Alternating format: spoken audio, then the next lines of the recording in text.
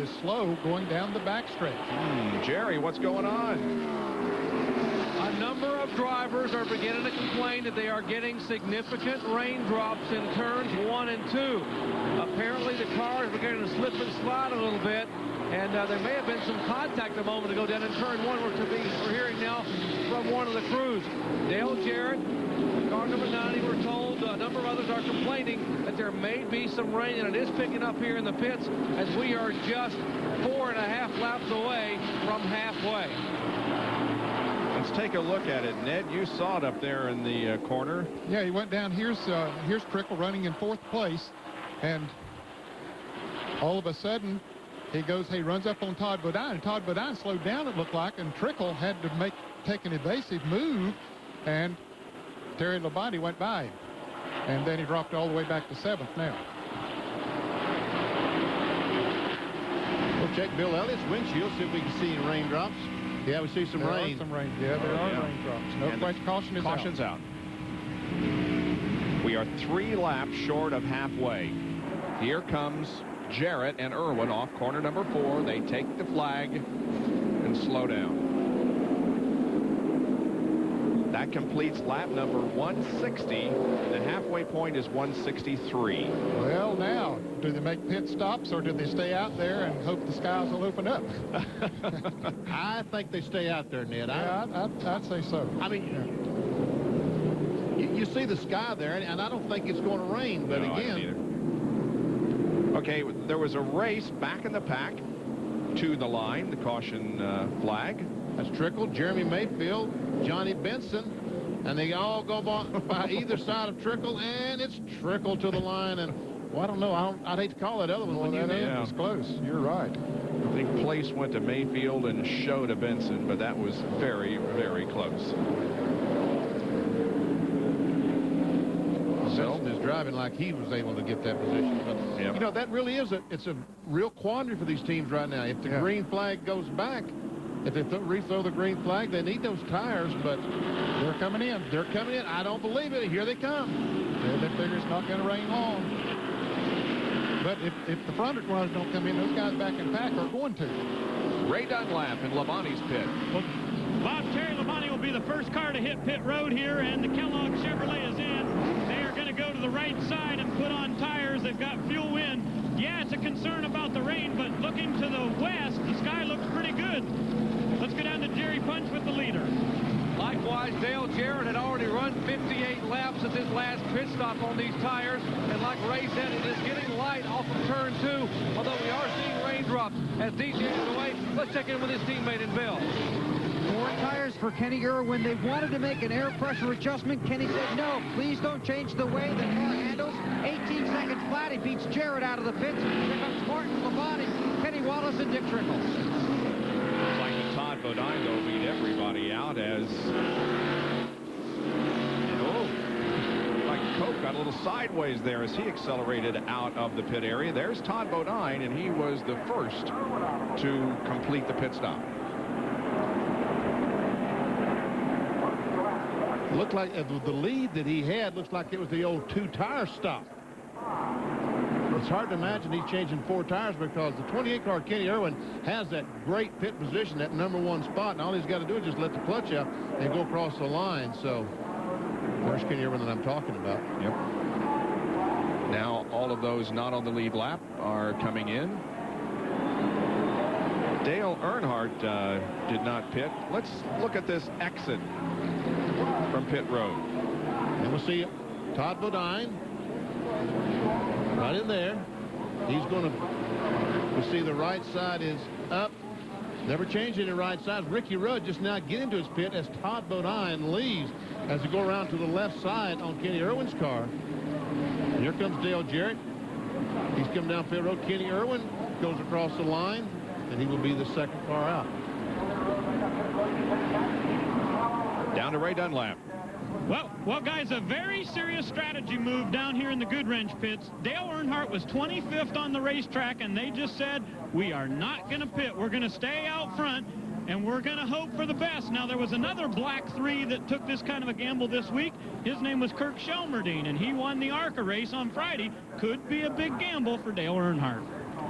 And he's also going to pick up the $10,000 for leading at the half. No, we won't. Not until we go green, right? Yep, has to be 5 laps of green flag racing. Yep. Well, Earnhardt certainly dominates among active drivers here with 8 wins. He has 24 top 5s and 27 top 10s in the 40 events that he has started here at Atlanta. So we are under caution once again, and we'll be back with more of our live coverage in just a moment from Atlanta Motor Speedway.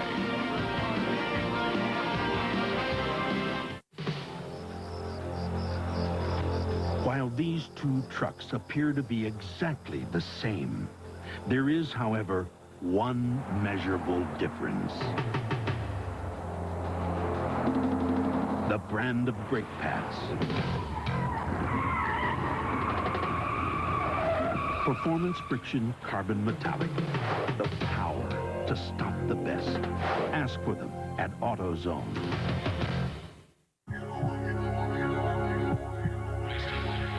Finally,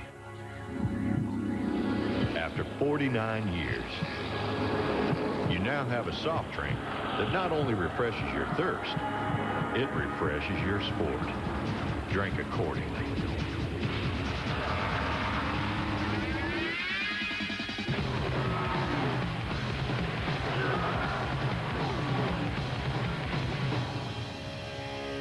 So we're breaking up. Sorry. Well, we both love nuggets. And I love that about you. Because they're tender and juicy. The thing is, you're sweet and sour, and I'm honey mustard. Don't look at me. I'm barbecue. Wendy's 99-cent nuggets, the best bet in chicken. There's no need to go anywhere but the Home Depot for your lawn and garden. We've got it all. You can get wheelbarrows, you can get fertilizer, you can get Tools, shovels, rakes, hose. bushes, shrubs, trees. You're going to get a better deal than you would somewhere else. You can get everything you need for your yard right here. You should be able to get it all in one spot. I'm sorry you travel so much. Grow a thick, green, beautiful lawn with Scott's Turf Builder. One bag covers 5,000 square feet, and it's at the guaranteed low price every day at the Home Depot.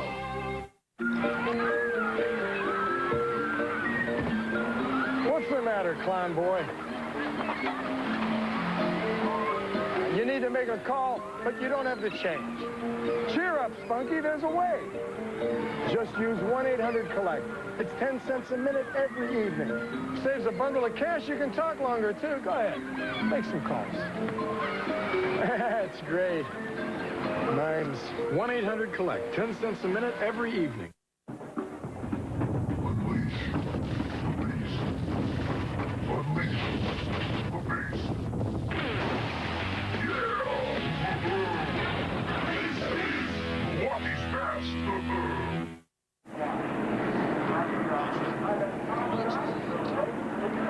Caution still out here at Atlanta.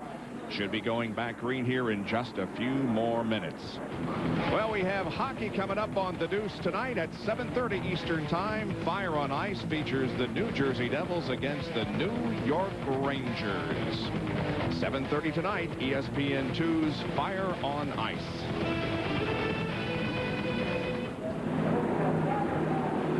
Well, Dale Earnhardt stayed out and led a couple of laps and accomplished a couple of things when he did so. First of all, he picked up some bonus points from himself, and he also gave Chevrolet a leading lap. And Dale Earnhardt is back in. He spent some time in the pits. We're obviously going to make some kind of adjustment. Oh, this is the stop a moment ago. I'm sorry. On tape.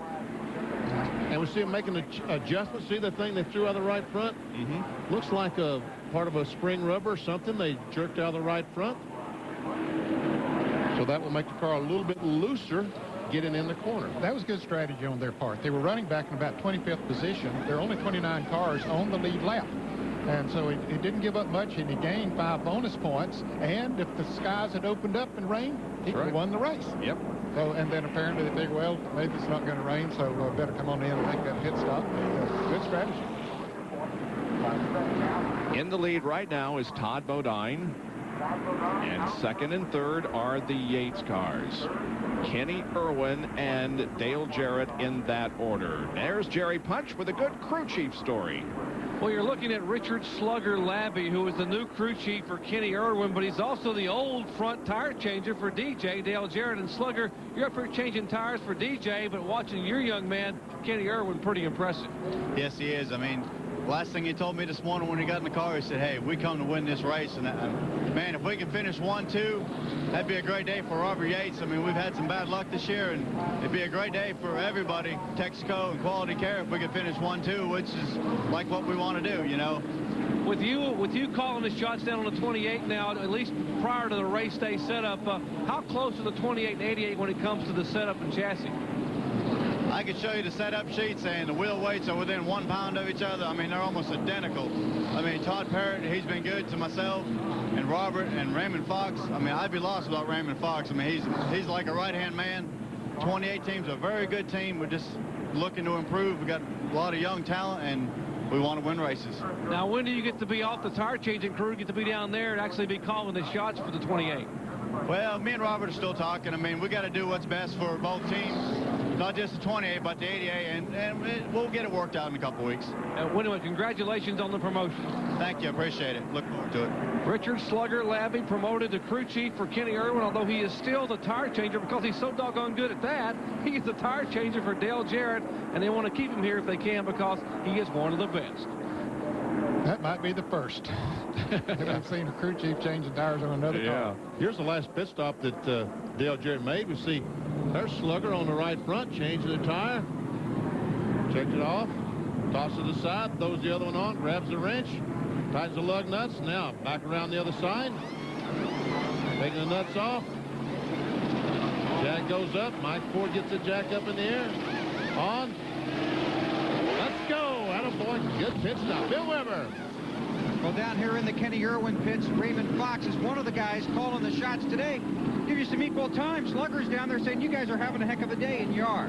Yeah, we are. We just got to keep it this way. We're having a heck of a good pit stops, and me and Robert's talking about changes, and Slugger calls down here every once in a while, see how we're doing. But right now, we just want to finish in the top 5. Possibly would like to win the race, but 1 and 2 would be real good. You do have a hole in the grill, is that correct? Yeah, he's complaining about a little bit tight off, and maybe that's a little bit of it, but we're going to try to work on it on the next few stops, and but we're running pretty good right now, so we don't want to do a whole lot. Okay, that's Raymond Fox, and that's what Kenny Irwin said. Don't make any changes. We're running real well. Here's Ray Dunlap. Well, Bill, it's good to see Todd Bodine back up at the front in the Tabasco car. You know, in the last 6 November races here at Atlanta, there have been 2 Pontiac wins, 2 Chevrolet wins, and 2 Ford wins. But in the March race, been quite a while since we saw a Pontiac win. As a matter of fact, it was back in 1961. The guy's name was Bob Burdick. You may not remember that, but Todd Bodine would like to change that today. I remember Bob Burdick. I was in that race. Were you? Danny, you hadn't started with us back then, I don't think. No. I saw that a moment ago on the Raymond Fox board. Said, winners never quit, quitters never win. Keep at it. Pretty good philosophy to live by. Let's look at a First Plus Financial Field Summary as you see where everybody is at the moment. They're the top 15. Look at Kyle Petty back in 14, started 39th. Michael Waltrip in 15th there. 16 through 30 now with 29 cars on the lead lap. Dale Earnhardt was leading till a few laps ago, now drops back to 25th. And the rest of the field here at the Prime Star 500. We'll be right back. We robots do all kinds of dirty work for you. Now you make us more and more like you. Your work here is done. Don't miss Robots Rising. Discovery Channel's look at the cutting edge of robot technology. Premiering March 15th at 9 Eastern and Pacific on the Discovery Channel. Thanks for creating us. Now, get out of the way. Are robots our new best friends or our worst nightmare? Find out on the Discovery Channel and Cox Cable. Cox customers get $20 off each ticket to the Broadway blockbuster musical Miss Saigon, playing at Chrysler Hall March 4th through the 28th. Musical critics and audiences agree it is a must-see, compelling, electrifying, and emotional. To take advantage of this exclusive offer, just call Ticketmaster or visit any Ticketmaster outlet or Scope box office and tell them you want the Cox Customer Appreciation Discount, V-type ticket. Offer good on selected performances only. The world's elite in women's tennis take to the hard court in Indian Wells in the year's first $1 million event, the State Farm Everett Cup. Quarterfinal action Tuesday night at 12:30 on ESPN2.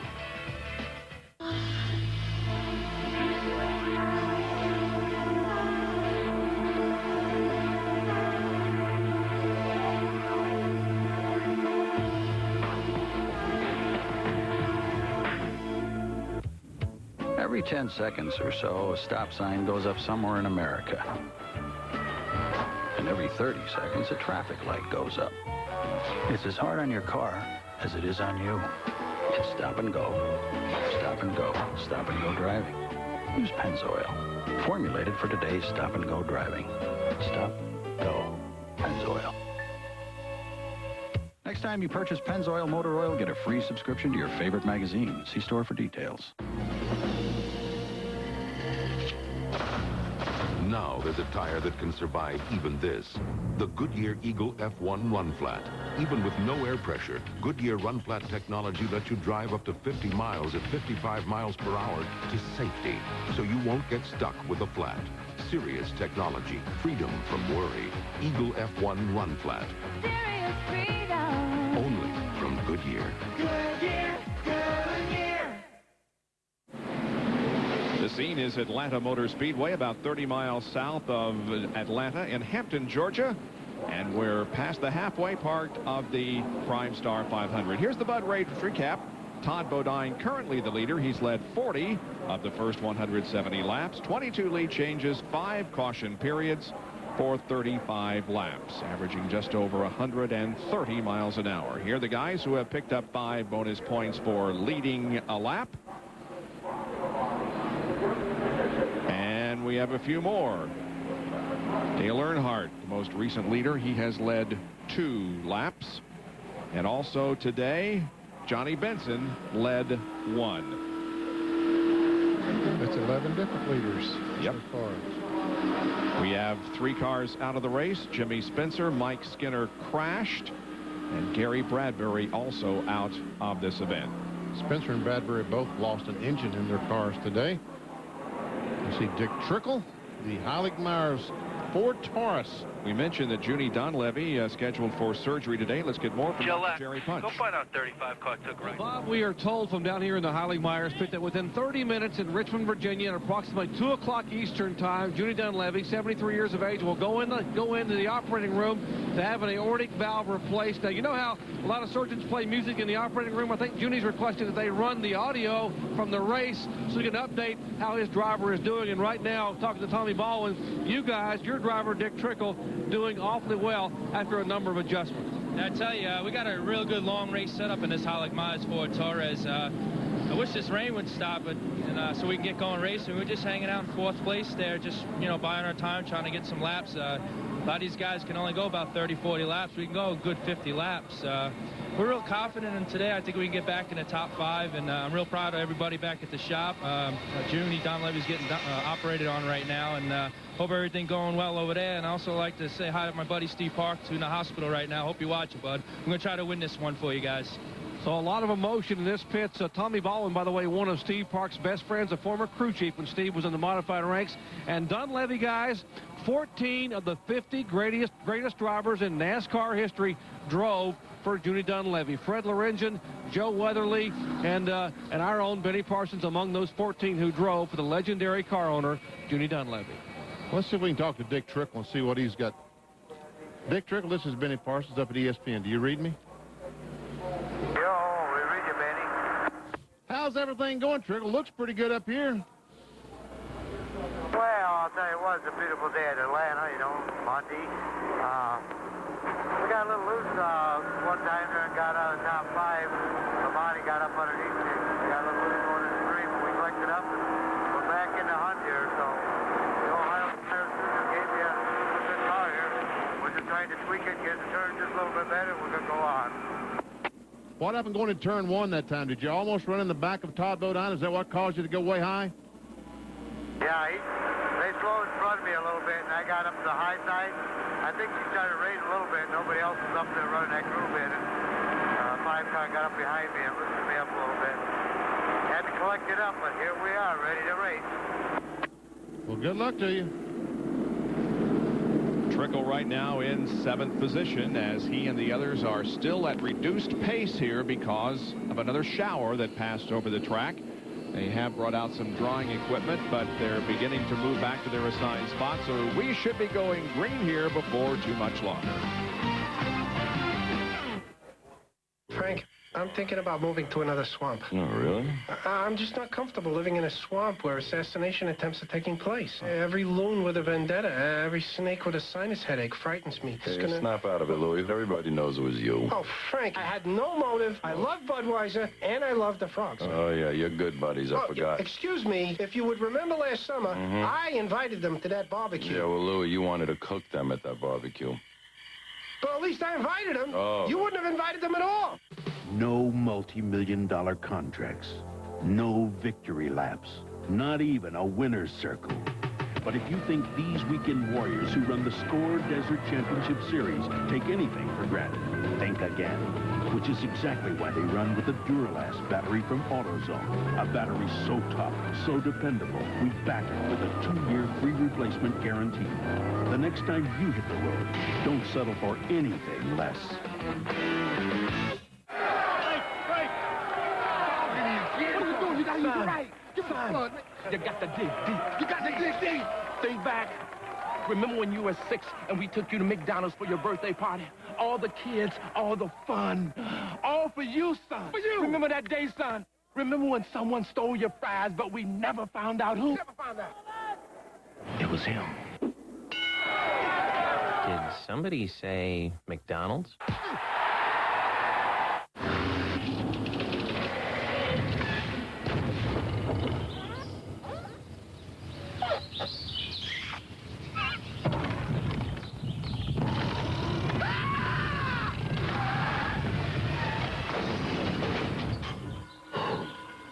That was close. There's only one television service people feel this good about. Prime Star Satellite TV, ranked #1 in customer satisfaction. It's that good. Call 1-800-PRIME-STAR or visit your local Radio Shack. Oh, man.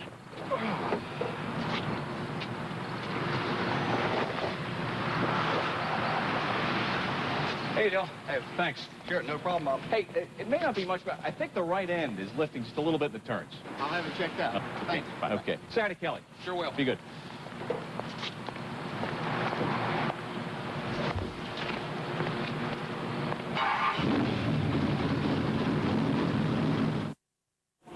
Back to Atlanta Motor Speedway where the shower is over and we are within a couple of laps of getting the green flag once again. Todd Bodine is the leader of this race. Right behind him is the 28 car of Kenny Irwin. Now let's look through Kyle Petty's windshield. Doesn't look like there are any raindrops on there. You see this onboard camera as a sponsorship from Players Inc. Well, tell me more about that, Ray. Well, Bob, basically it's designed so that the folks at home will get to know these guys, not just by their name, but by their face. And this is John Burroughs. He plays for the Atlanta Falcons. John, the rumor down here is you're hooked on this NASCAR thing. I tell you what, I'm a race fan for life now. I got to go to my first race last year in Talladega. And, you know, with Players Inc. being involved with the Kyle Petty Racing, or the Petty Racing team, and Kyle Petty, the 44 and 43 car, fantastic, man. Being able to be down here in the pits and pull some tires and throw the sign around, I tell you what, I'm at the time of my life. Well, this guy plays defensive end, but he looks pretty small, doesn't he? Well, really, the deal is he's a lot bigger than me, guys. You know, one of the good things about having a football player down here is if the car falls off the jack, you can just go out there and pick it up for him. I'm telling you what, these guys over here that are doing the crew, the jackmen and stuff like that, they'll throw the car around easier than a football player can. These guys are amazing. But we're having a great time here today. It's just a pleasure for Players Inc. to be involved in this. Well, that's what it's all about, having fun. Now let's go to Dr. Jerry Punch. How about that? Athletes hooked on sports, right? Let me show you. You had the jet dryers out a moment ago. It is not raining, folks. What the jet dryers were doing was blowing this debris off the racetrack. These big chunks of rubber that are all over the track. This one was actually matted in the grill of one of the lead cars that came in a moment ago. And, Bill, this kind of debris can cause a problem, right? Kenny Irwin actually has a hole in his grill. Now, normally you'd come in under caution. You take this lacquer thinner, pour it on this rag, clean off the grill. Then you take the tape and stick it on there. Because it's cleaner, because you use this, the tape will stick better. Unfortunately, they're doing 18-second pit stops. They don't have time to clean the grill. When Kenny comes in next time, they'll just take some tape, slap it up there over the hole, and hope that corrects the problem. The green flag waves and competition resumes in the Prime Star 500. And remember, 5 green flag laps and they'll get the halfway money. We've already gone past the halfway, but the leader will pick up if whoever's in front after 5 green flag laps gets to 10 grand. Kenny Irwin is like a rock came off that corner, like he was shot out of a canyon, or should I say cannon. Out of a cannon into a canyon. And right by Todd Bodine.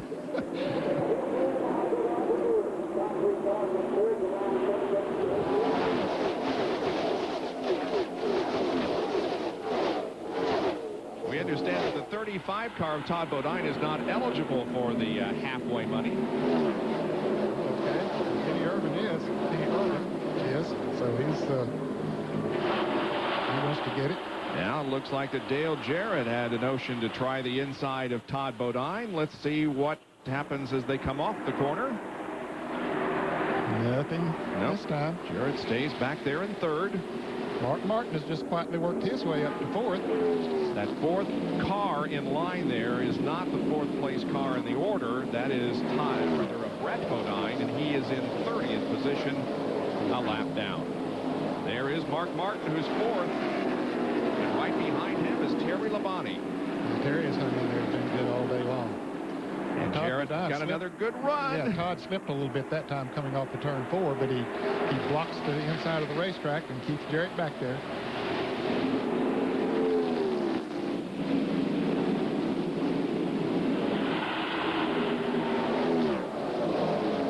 Really getting off the turn 2 over there right now.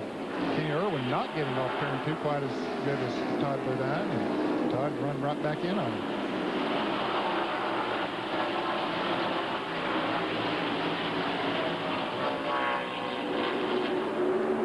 These cars now running average speeds 187 miles an hour.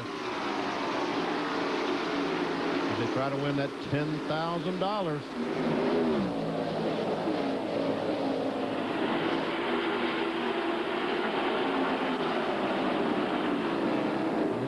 Working on Irwin. Get back up there. Mark trying to get by Brett Bodine on the outside.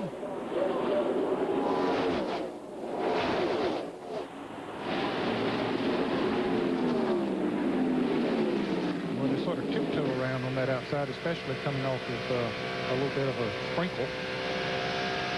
That's a good way to explain it. They're tiptoeing. That's about what it looked like with those guys going on the outside. Let's watch Mark Martin as he goes down the backstretch. See, up to 190. Well, he's in the middle of the corner now. His speed should be going.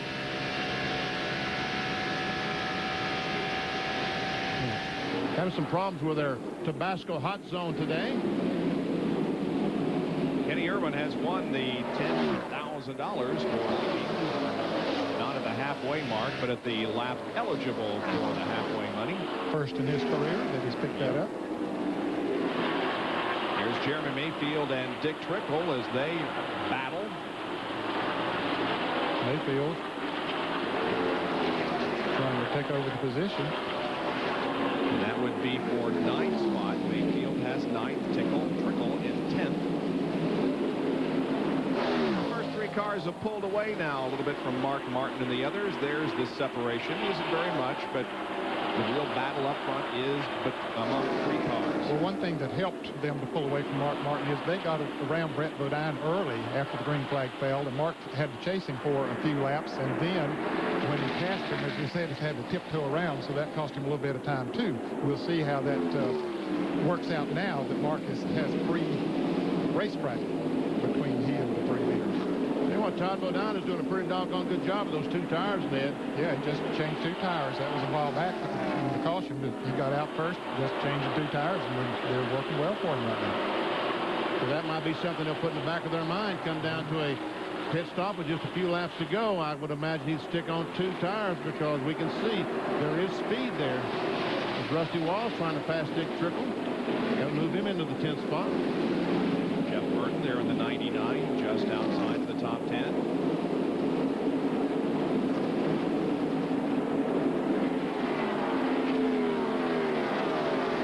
Burton in the 99 car, the X-side car. 18th in the point standings, entering today's race. Goes to the inside of Rusty. Now falls in behind him. Darrell Waltrip going back into the garage one more time. He's been in the garage several times today. Darrell being shown 39th place, 62 laps down.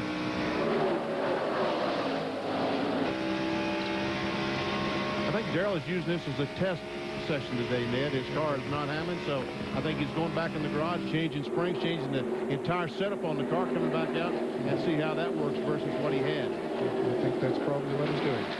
There is Jeff Gordon, the defending series champion, back in 13th position, about 4.5 seconds behind the leader. He has not led so far this race, and he has been as low as 38. That occurred on lap 83.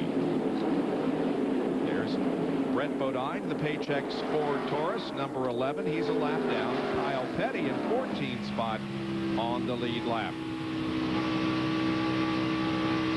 There are the highs and lows of Kyle's day. He has also not led a lap. And guys, we wondered if Mark Martin, once he had that clear racetrack between he and the leaders, what he might be able to do with it. Here's what he's been able to do with it. He's moving in on it. Closing in as they go by Hut Strickland, Circuit City Chevrolet. Mark Martin just now 3/4 of a second behind. Ever see some of the guys reporting from the pits that Dale Jarrett is a little tight off. That means he's pushing off the corner. Watch as he goes down in the corner, stays on the white line. Now he's back on the accelerator, and if his car leaves that white line, that would be an indication that he's tight. Really couldn't tell from that shot. And that might work itself out as they get a few more laps on the tires. There we watch again as Jarrett goes in the corner. Now he's on the gasoline. If he's, see how he gets away from that white line? Yep. That's the pushing condition off the corner. Much sooner than Todd Bodine did. Exactly. And all those overhead shots are courtesy of the Pennzoil Copter Cam.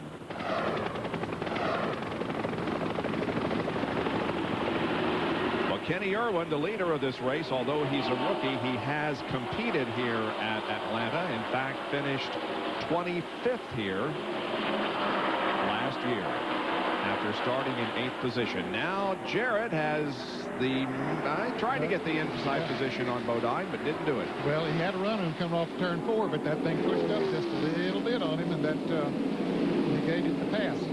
Fastest lap that one was Mark Martin. Rusty Wallace second, and the leader Irwin third quick that lap. You see, Mark Martin was over a half mile per hour faster than Kenny. And you see Todd Bodine's car is going up the racetrack. This one in the middle corner, that's like a loose condition, like he's chasing the back end up the hill. And probably that two-tire change is coming into play now, then, because they've run about 12 to 15 laps. Jeff Burton also moves up. He passes Dick Trickle and goes to 10th spot. So Jeff Burton works his way into the top 10. Again, we see Mark Martin with the fastest lap. Look at that, over almost 2 miles per hour faster than the leader, Kenny Irwin. So Mark Martin, you're right, getting closer and closer to the front.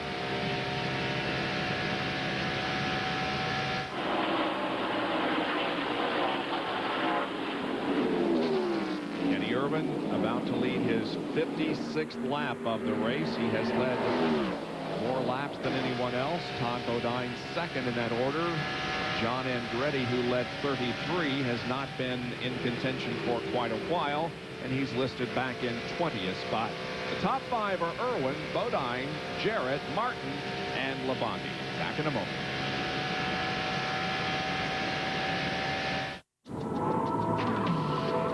It starts here. It starts here. It also starts here and here. And it all starts right here at Walmart, home of the EverStart battery. All the coal cranking power your truck, car, boat, or more will ever need. Power you can count on when you need it most. And since it's at Walmart, you can also count on a good price. EverStart. The name says it all.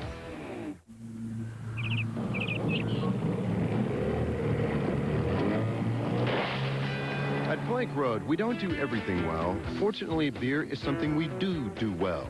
Ice House, thanks and enjoy. When you're not sure if it's a black wire or the yellow one, ask the folks in the red vest. They'll shed some light on the problem and make sure you don't get your wires crossed. That's why Ace is the place for the helpful hardware folks.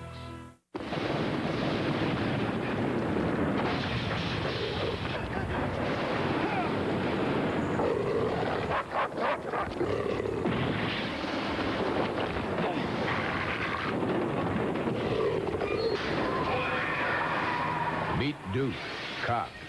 He loves his job. And the third door in Chevy S10. It's one of a kind, just like Duke. Chevy S10, like a rock.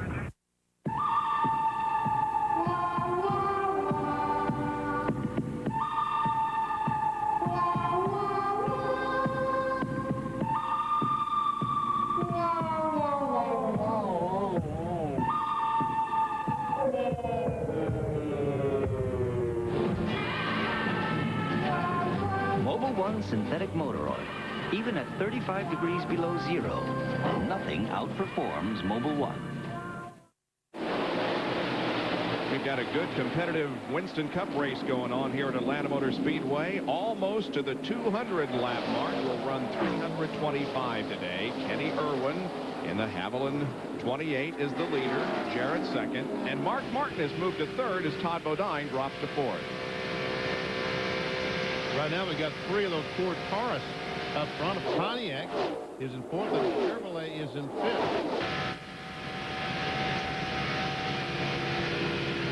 We talked about it at the very top of the show. This Ford Taurus, new in Daytona this year. Last week at Las Vegas, they ran. They run across the traffic. Last week in Las Vegas, the win was so convincing. They had 13 of the top 14 positions. NASCAR took a quarter inch off the rear spoiler, and looks like that did not bother them too much. And we talked about this during our weekend coverage, but for those of you just joining us today, a quarter of an inch may not sound like very much, but that spread across the spoiler that is, what, 57 inches wide? Yeah, it goes across the entire deck bed, which is 57 inches wide, as we see. Mark Martin. Yeah, he has slowed, Bob. I don't know what happened, but he is definitely off the pace. Wow. He's running right behind Dale Jarrett, right on his bumper, and now falling back. Losing positions as here comes Jeff Burton to the inside. So does Bobby Labonte. And wow, that 6 car just dropping back like a rock. There goes Jeremy Mayfield. And he raises his hand. He heads for the bottom of the racetrack. That's sort of an indication of maybe a cylinder, Benny. They might have lost a cylinder. Oh, he's got a flat tire. Flat tire, okay. Down to Jerry Punch. That is exactly right. Remember, I showed you Mark Martin's tires early. He had a right rear that was really coming down to the cords. That time by, he said, I think I got a tire going down. As you see the Valvoline crew on the wall, waiting for last week's winner to come down pit road. And unfortunately, now he is on the apron, headed in at 45 miles an hour. And they are going to remind him that NASCAR, from right where that line he went by a moment ago, that white line, they measure the speed on pit road at 45 and no more. Here's the Valvoline crew waiting for him to come in. They will change right sides, and I would imagine left sides as well. Still not sure which side it is. They will indeed change all 4 tires. So from victory lane we could go to Buffalo to Atlanta. Those are going to change right sides only. 9.8 seconds as he is down and away with 2 right sides only. Tremendous pit stop, but he went a lap down because he had lost a third of a lap before he came into the pits. Robert Presley coming in for an unscheduled stop. I see Rick Mast leaving. I would imagine he blistered the right rear tire, and his car got extremely loose. He probably didn't have a flat tire, but Jerry Punch will be able to tell us in just a second. And here's Todd Bodine also dropping back. Oh, we have a car on the wall up in turn 2. Derek Cope, the gum-out car. And he's coming back down across the track, down on the low side of the track now. The leaders are coming around, but he gets out of the way. Wow, heavy damage to the gum-out car. Boy, what a tough break for Martin. Yeah. Having to stop under the green, and now everybody else will be able to stop under caution. Bill Weber? Just a quick update on Todd Bodine. He has reported to his crew that he has a skip in the engine. It is intermittently missing. This could give them a chance to check it under caution, but a great run could be soured by a potential engine problem for the Tabasco Pirates. They talked about a problem in practice before qualifying. Remember, they talked about a fuel pickup problem, and they were able to get that fixed in time to go out and qualify. And what a great qualifying run he had, but hopefully that is not something reoccurring as we see the safety crew over to check out Derek Cope. Looks like the left side of the car. Yeah, the left impact there. The left side is obviously what made the impact with the wall.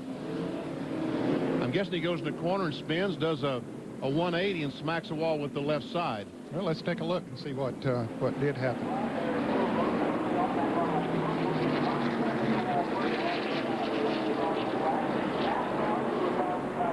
See Mark Martin, as you talked about, leaving the pits, and yes, Cope goes in the corner, goes around and smacks the wall with the left side. And that's hitting that wall with at probably 175 miles per hour. Riding along with Derek Cope. Let's just listen how much impact we hear.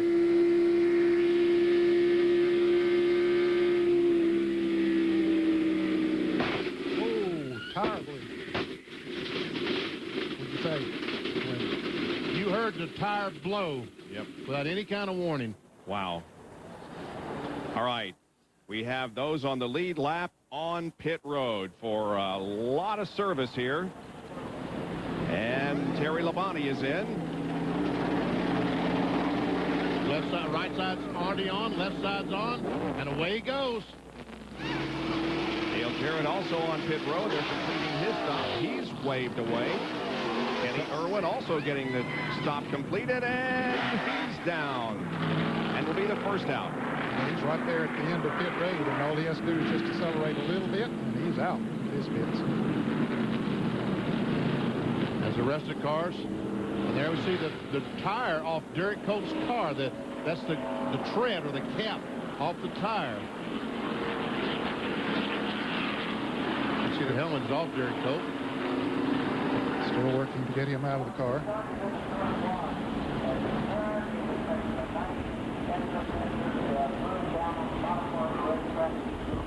That was a very dramatic shot that we saw from the in-car camera there, hearing the tire blow, and then there's no way you can react, is there? And you know, Jerry Punch showed us in the track back just how strong these cars are, made out of a 2x3 box tubing, 2x3 box tubing, and all the roll bars and all that stuff making contact with outside retaining wall. But again, at 175 miles per hour, you're going to have a pretty doggone good lick. Yep. Mark Martin makes a pit stop, Jerry. We saw the unscheduled stop a moment ago. They took off two right side tires. Neither one of those tires was flat or blistered, so they brought him back in. Now they changed left side tires, and they're hoping they find a problem with the left side. If not, the problem is somewhere else. The vibration that's caused Martin to think he may have had a tire going down. We'll check and let you know in just a moment. So no tire was torn up. That's good news. See him checking the pressure real fast, making sure that he doesn't have the tire equalized. There's two tires there, and we saw him check pressure in both those tires. There's the outside tire. And there's an inside tire as well. If those tire pressures are equal, the inside tire flops around and causes a terrific vibration. Now let's go over and check.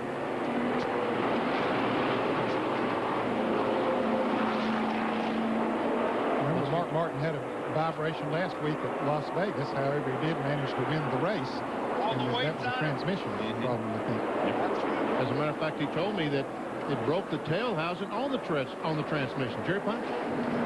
Well, they're still looking, and thus far everything we've been able to see is that all tires were up, and are now looking to make sure all the wheel weights were in place. And now Jimmy Finning is talking to his driver, trying to comment that that everything is okay. Let's see if I can get over and get a quick comment from Jimmy Finnick as to exactly what may have happened with the tires. He's going up to talk to Jack Roush. We'll step up here and get a comment from Jimmy if we can. Jimmy, what was wrong? Did you have a tire going down? He thought we had a... He went real bad loose, and he thought he had the right rear go down, but he must got some rubber on it or something, but we couldn't take a chance.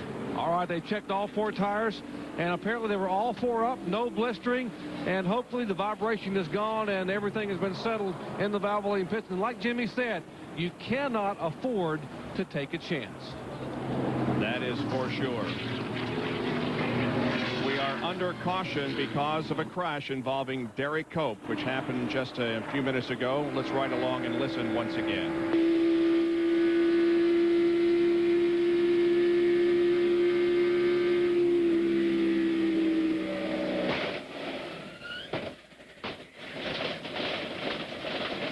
That first sound you heard was the tire coming apart. We saw him tearing the cap off just a moment ago. That first boom was that cap coming off the tire.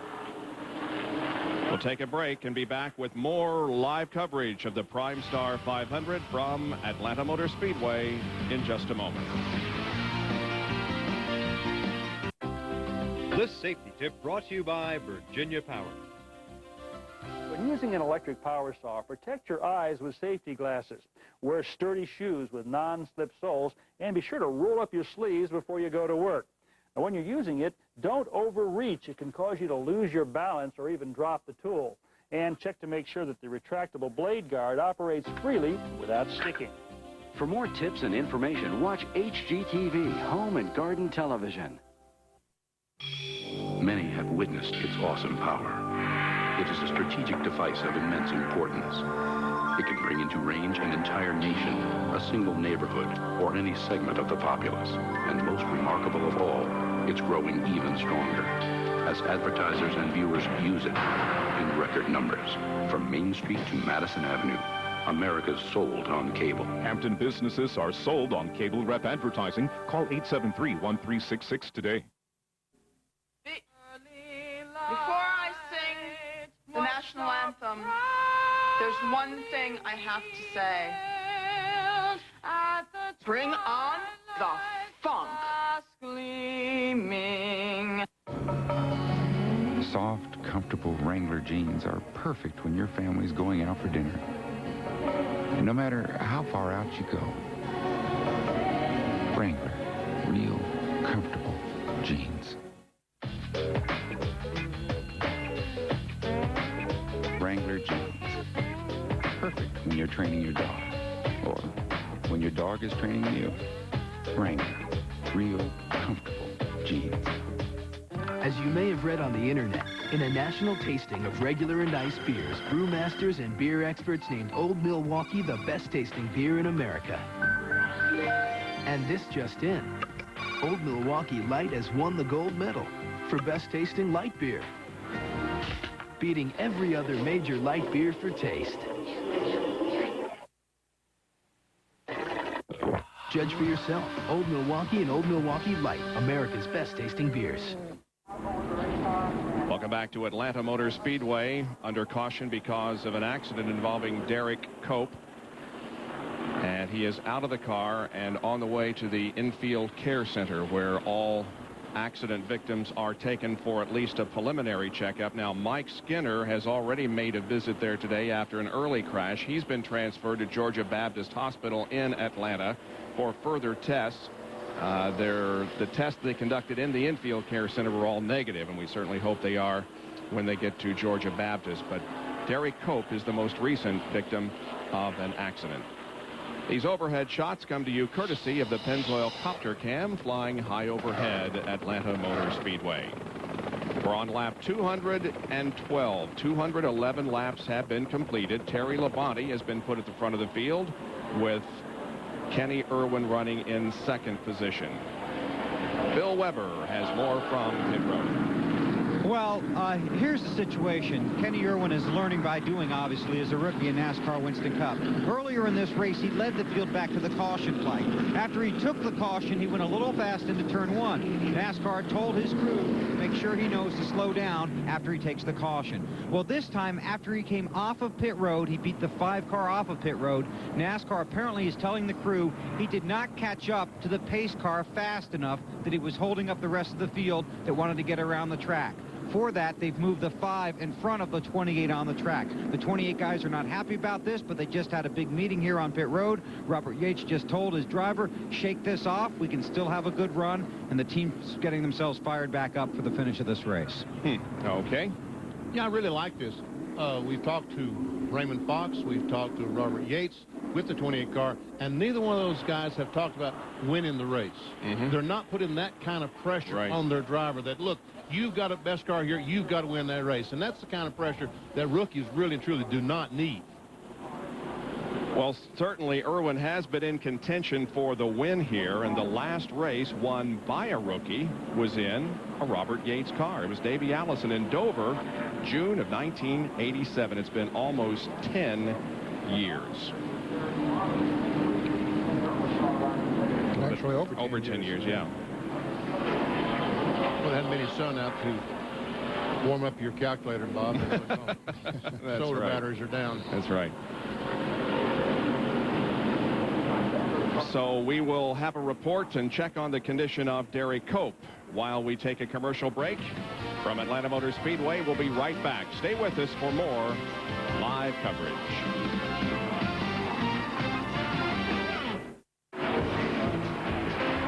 Screaming, pointing, and praying are all acceptable ways for a NASCAR fan to show their support.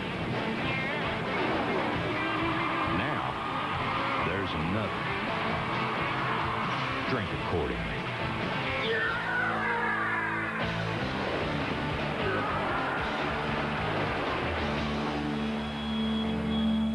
At Pennzoil, we know brutal driving doesn't just take place on a racetrack.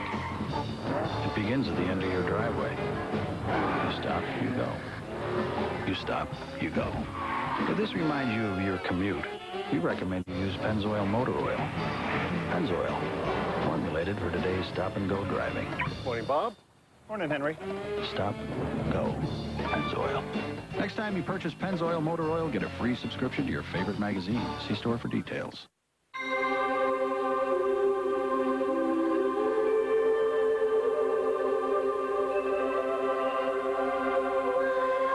There are two sides to every Monte Carlo.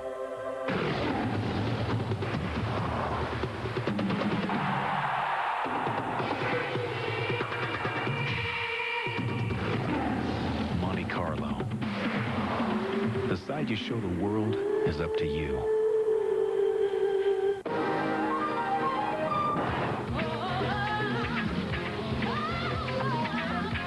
Where's Rusty going today? 14th century, I think.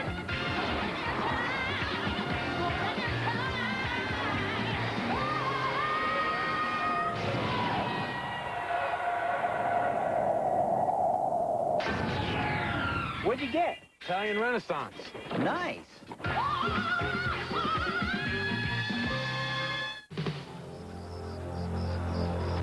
While these two trucks appear to be exactly the same, there is, however, one measurable difference. The brand of brake pads. Performance friction carbon metallic. The power to stop the best. Ask for them at AutoZone.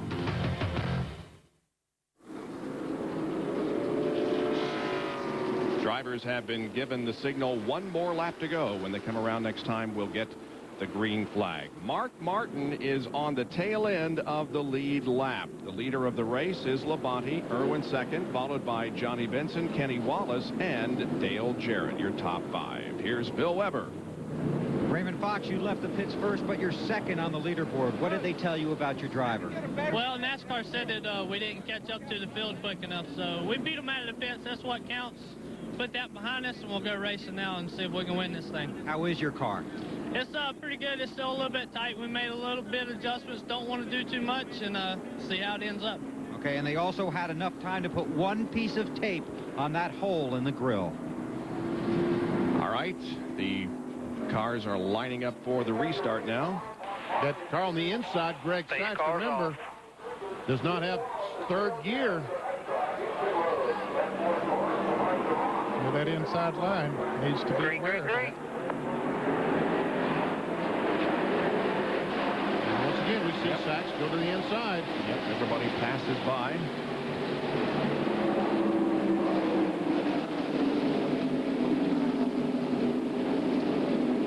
Martin trying to stay on that lead lap as he stays ahead of Terry Labonte down the backstretch.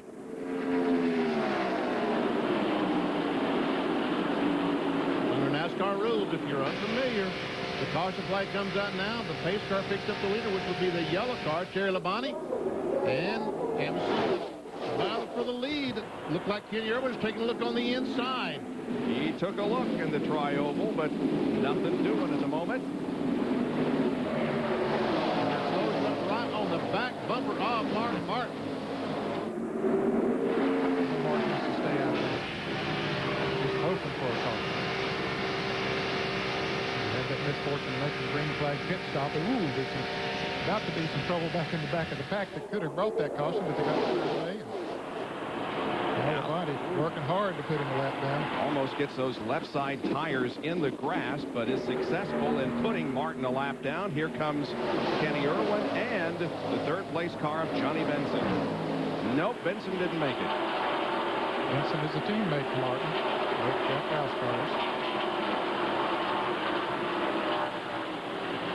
Terry Labonte's just been working around there in the top 5 all day long. He might be ready to show his hand now.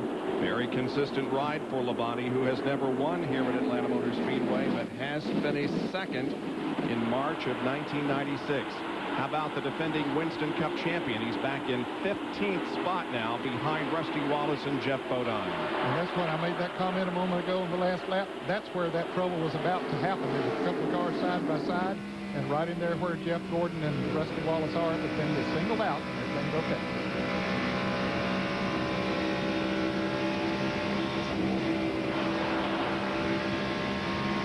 Ernie Irvin come up on the outside of Jeff Gordon, down in 1 on the outside, trying to take the spot away. Haven't seen much of Irvin today. He's hung in there on the lead lap. Jockeying around back there. Pretty good battle. Jerry Nadeau in that 13 car is also up there in the battle. He's in 29th spot. This is the on board with Bill Elliott. See, Ernie Irvin had to back off as he closed in behind the Jerry Nadeau car. He had to back off and get in the line between the 24 and 94. Now we'll switch over to Nadeau, and we'll see Bill Elliott on the left. That's his owner, Bill Elliott, and his teammate. So Jerry, just follow me. Oh, I can't follow you because John Andretti's down there. I see. Cars going by Jeff Bodine, so look up Bodine back to 15th, now 16th spot as Irvin goes by.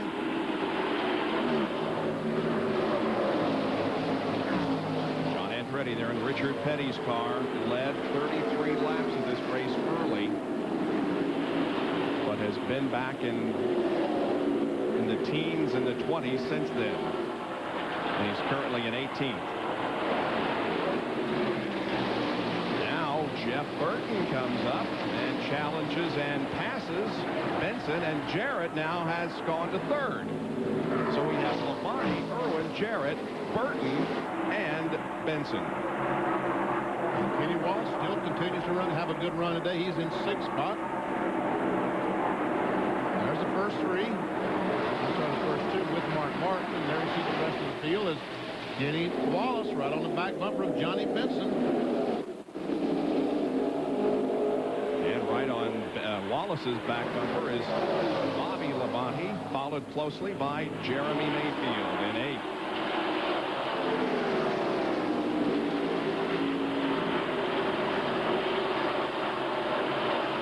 Martin is hanging in there tight on those first two cars as Irwin goes for the lead. And here he is moving to the inside up Labonte and taking the top spot. That looked pretty easy. Mark Martin still a lap down, however, positions himself between first and second. Next time by, there will be 100 laps to go. Now, we promised you the update on Derek Cope. Let's get it from Ray. Bob, I'm down at the infield care center, and Doug Hewitt, the crew chief on the gum-out car, just came out. Doug, we saw Derek was holding his left arm whenever he went in. Can you give us an update on how he's doing? All we know is he's in there. He's talking to Renee, and they're going to take him to the hospital. They just did some x-rays, but they're going to keep him overnight. But he was talking to her, and hopefully he's going to be okay. Well, that's all real good news, guys. It looks like a possible broken shoulder for Derek Cope. Wow, this race may have taken a heavy toll on some drivers here this weekend. Steve Park is going to be out of action for several months. Let's hope that Derek Cope's injuries are not so serious that they will keep him out of action for any length of time. And Mike Skinner is going to be held overnight for observation. All the CAT scan was negative on Mike Skinner, but they want to just keep him around, make sure that everything is okay before they get him out on the street. On board with Mark Martin, a lap down in 27th. The leader of the race, Irwin, is right ahead of him. Well, he is working on Irwin, too, to try to get back on that lead lap.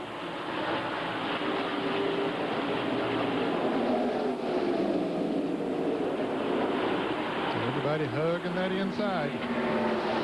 Dale Jarrett closes up right on the back bumper of this group.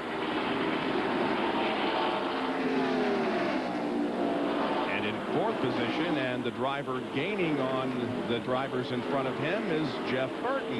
He's only 1 second behind the leader, Kenny Irwin. Jeff's best finish here was a fourth position in March of 1994. He finished 34th in this race a year ago. I should say in the November race here.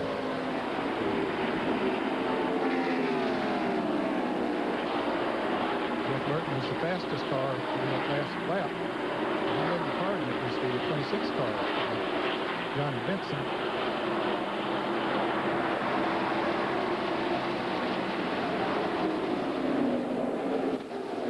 And right now, Burton is the fastest. That lap? Nope. Hey, Todd Bodine in the Pontiac is the fastest car that lap. Todd Bodine currently running in 10th spot. Bill Weber, what you got, Dad? Well, school's still in session for Kenny Irwin, and it probably will be till the checkered flag falls, but they have told him do not race Mark Martin. Do not race the 6. Protect your tires. Save your tires. So if Mark gets up there, you might see him get 5. The next car Kenny Irwin is racing is the 5. Probably pretty good advice, huh? I think it's great advice. Again, you're not trying to win the battle, you're trying to win the war. And Mark has already had some tire problems today, and he's having to run the car probably a little bit harder right now than he wants to run it, but he has to try to get back on the lead lap. One of the laps we timed, Todd Bodine was the fastest. Another lap we timed, Dick Trickle was the fastest, and here they are running together in 9th and 10th. Todd Bodine has led 46 laps today.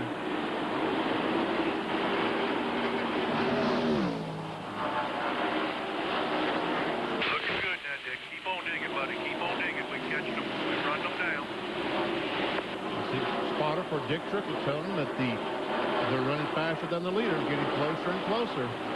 These guys are just a little over 5 seconds behind Kenny Irwin.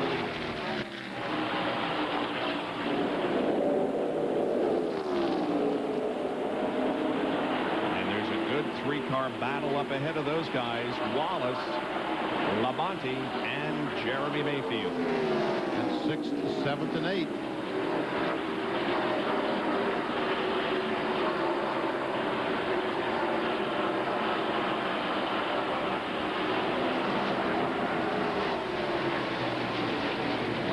Speedway has been one of Bobby Labonte's best racetracks recently. However, in his first 4 events here, no wins or top 5s, 4 laps led, but in the last 6 events, he has 2 wins and an average finish of 8th.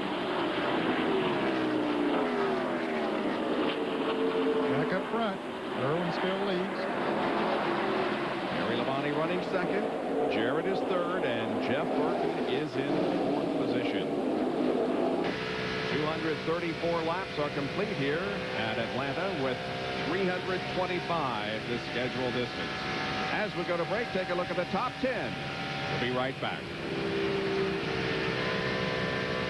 Frank, I'm thinking about moving to another swamp. Oh, really?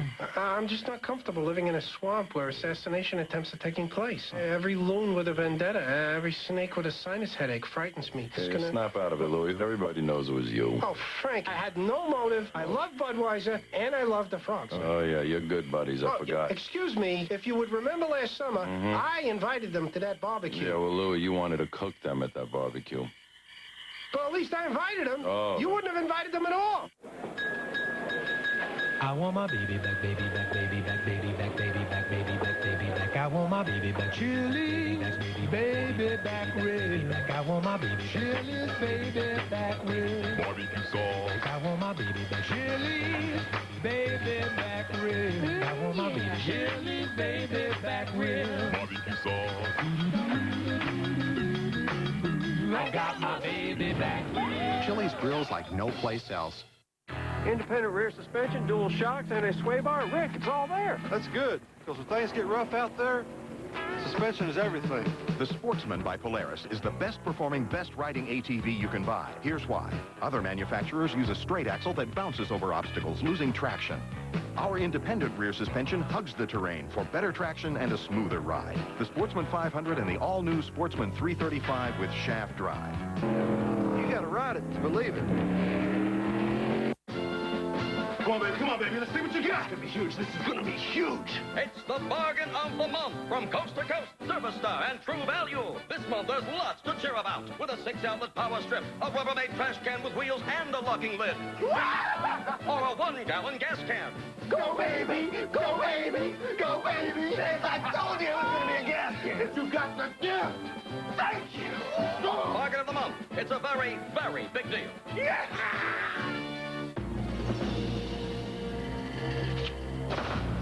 Now there's a tire that can survive even this. The Goodyear Eagle F1 Run Flat. Even with no air pressure, Goodyear Run Flat technology lets you drive up to 50 miles at 55 miles per hour to safety, so you won't get stuck with a flat. Serious technology, freedom from worry. Eagle F1 Run Flat. Serious freedom. Only from Goodyear. Goodyear, Goodyear. Bob Jenkins, Benny Parsons, Ned Jarrett, Ray Dunlap, Bill Weber, and Jerry Punch back at Atlanta Motor Speedway. For the Prime Star 500, the Pennzoil Copter Cam is circling overhead, providing these overhead shots. Well, Martin tried and tried and tried to get his lap back. He got real close while we're going to break, but was not able to do it. He's now fallen back to the 6th car in line. There was some contact between Irwin and Martin, despite the fact that Kenny was told not to race Mark. Mark gets a pretty good run off the corner. He tries to go the inside, and Irwin goes down to block the spot, and check that out. Oh, that could have been nasty. Jerry Punch. I just asked Slugger Labby, who was the crew chief for Kenny Irwin during the week, who's standing on the wall here. I said, your young guy was told, I guess, not to race the 6 car. He said, yeah, we told him to let the 6 go. The 6 is a lap down. But he said, Doc, he's a typical race car driver. He hates to be passed. Well, that's understandable. Here's the view from Mark's onboard camera. Gets a great run off the corner. Wow. I tell you, if that would have been a lot of drivers other than Mark Martin, that could have been a wreck. Mark Martin's too smart to get up there and take that chance of just driving on in there. Right in front of the entire field, that wreck would have been. Yeah. First 6 cars, anyway. Here's a First Plus Financial Field summary. Jeremy Mayfield started 26th. The 6th, Kenny Wallace from 24th up to 7th position. And now Terry Labonte is trying to take the lead away from Kenny Irwin. Had a pretty good run here through the tri-oval, but it didn't work. Irwin's car doesn't seem to be getting off of turn 4 the way that some of the other cars are. I think he caught a lap car that time, Ned, and up that corner as well as he normally would. Down to Bill Weber. Or it could be a combination of both that. Kenny Irwin just told his crew his Texaco Havoline Ford is still too tight. Halfway on this set of tires, still too tight on the 28.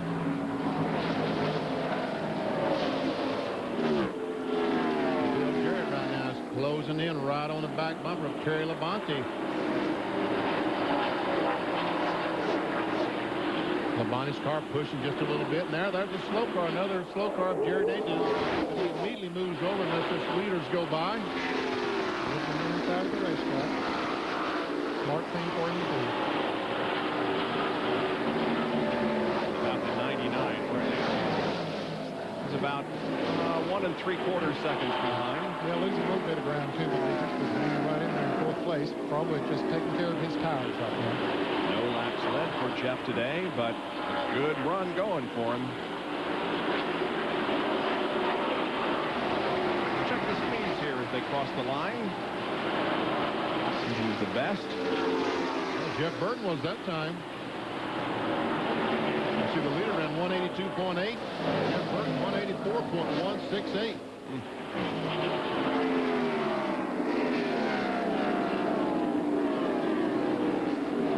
Jeremy Mayfield was second fastest in the 26 car.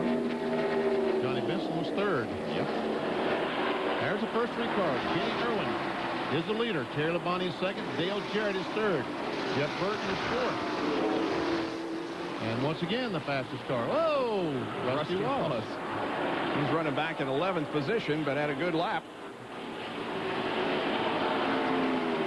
There he is. He's sort of by himself back there. That was Mayfield. There's Rusty.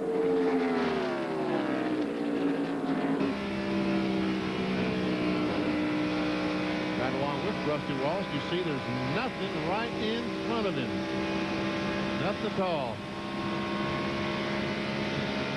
Right behind him, though, is Kyle Petty. Yeah, good run today. He is running 12th spot. Yeah, early in the race, one of the early cautions, he came back in the pits, made an extra pit stop on a caution, and was back at the tail end of all of those that was on the lead lap, but worked himself up there good in the top 15. Kyle's best finish here was in March of 1989. He came home in 4th position. Right now, he's in 12th.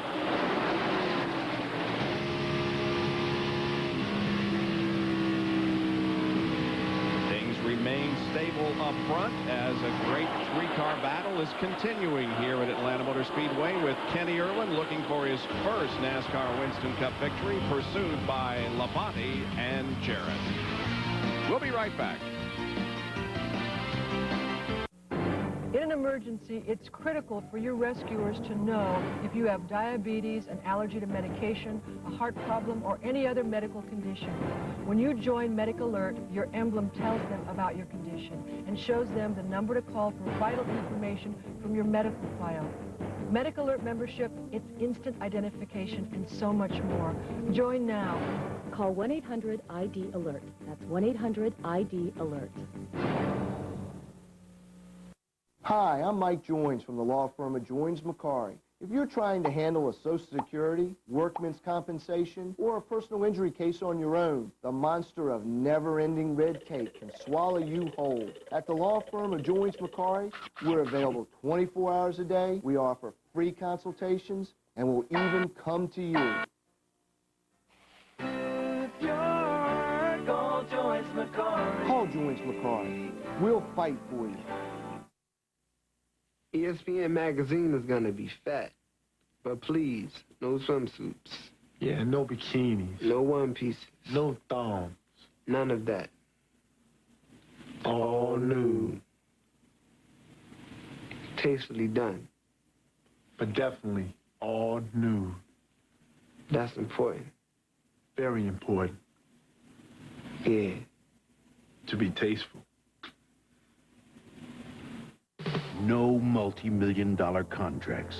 No victory laps. Not even a winner's circle.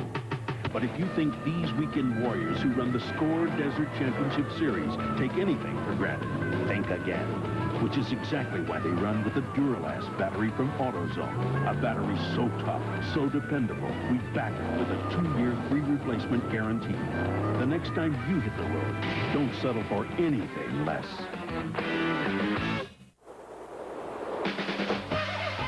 Scorebone's connected to the net phone. The net phone's connected to the backbone. Oh, the backbone's connected to the crossbone. Wrist bone's connected to the hand bone. The hand bone's connected to the toucan. That's how you slam it down.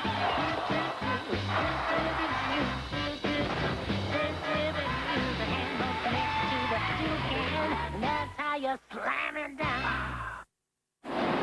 Back in Atlanta, where there's a great battle up front for the lead as Dale Jarrett tries to get it away from his teammate Kenny Irwin. Pulled away from Terry Labonte. Terry might have backed off a little bit. In fact, Terry Labonte has dropped back to 4th. Jeff Burton has moved into 3rd now. And there is Terry about to lose another position. There he loses 4th, goes back to 5th as Benson comes to 4th. And he might be just sort of cooling it right now, trying to make it on one more pit stop.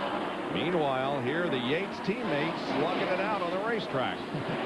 No cooling it up there. They're just going at it. When are we going to see pit stops, guys? I don't know. The question is, how many more times are they going to stop? That might be why Ned was talking about Terry Labonte. He might be just backed off, and we're going to make this on one more stop. Bill Weber, how many more times are they going to stop? Benny, I think they only want to stop one more time. It all depends if you can protect and save your tires. But right now, Kenny Irwin looking at stopping around lap 270. So he should be able to go to the finish there, definitely on fuel, probably on tires. Down pit road, Terry Labonte. Well, likewise, his teammate Dale Jarrett should pit around lap 266 to 270. That would put him 62 laps on fuel from his previous stop. The concern is he would have to go 67 laps to make it to the checkered flag, but I believe they would roll the dice. One more stop only for the 88. Well, as they race up there for the lead, the 99 car of Jeff Burton is definitely moving in on them. And we see Terry Labonte. He's got 4 factors.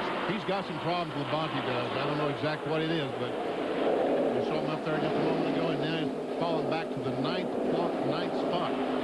You can follow NASCAR racing when there isn't any NASCAR racing going on. Get the latest information, statistics, and news by visiting NASCAR at their website, www.nascar.com, NASCAR Online.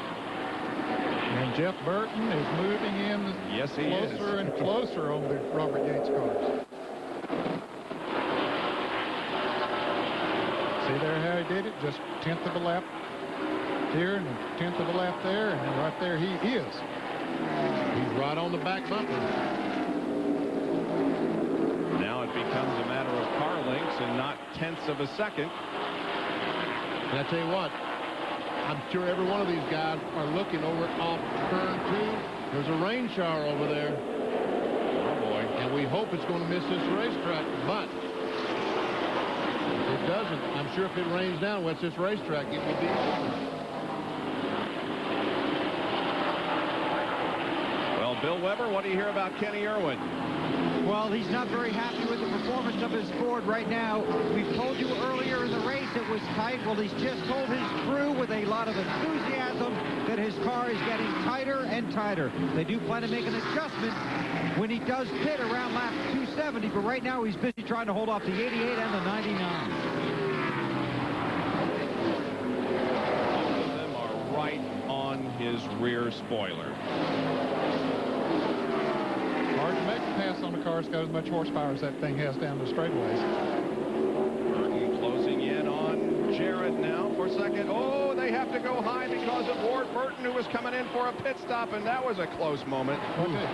Kenny Irwin made a great rookie move right there. I mean, that was a veteran move that he made to dodge. Could have been a wreck.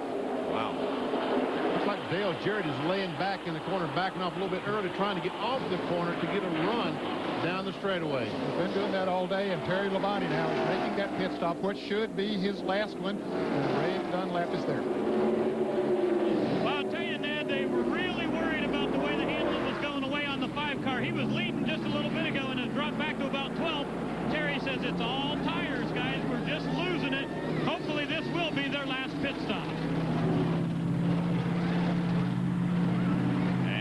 be a good stop.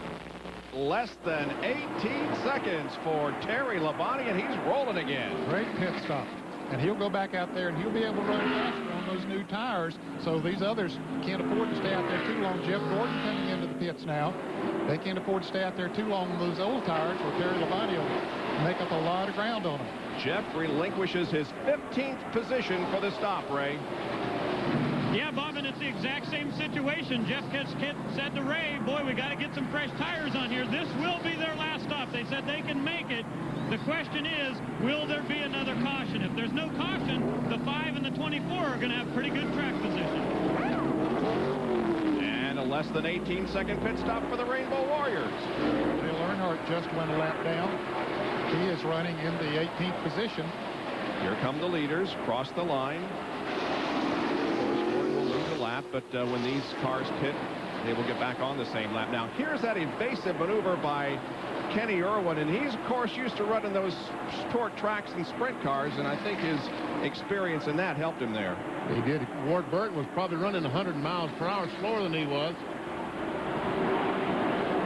Looks like DJ's coming in. Yes, he is. Well, he's coming down pit road, and Dr. Jerry Punch, he'll be there before long. Bob expected to be their final stop. They have gone 60 laps exactly. They will have to go 59 more to the finish.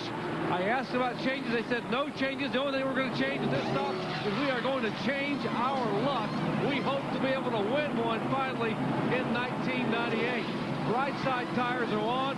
They moved the right front tire away. A little bit of rubber separation on the right front. The right rear has been laid down. I cannot see the right rear tire. Left front, Slugger Labby has lug nuts on. Off the tube. He is down and away at 20.2 seconds. Final stop for the 88 car. That was a couple of seconds, about 2.5 seconds slower than Terry Labonte. He made his pit stop. Well, we should be seeing Kenny Irwin come in for a pit stop soon. Could be this lap. Yep. Jeff Burton, both are coming in. Both coming down. Now, again, we remind you the speed limit is 45 miles an hour. Begins right there. Bill Weber, here they come. And they warned Kenny Irwin several times, no speeding, no speeding. He is all the way down at the turn 1 into pit road.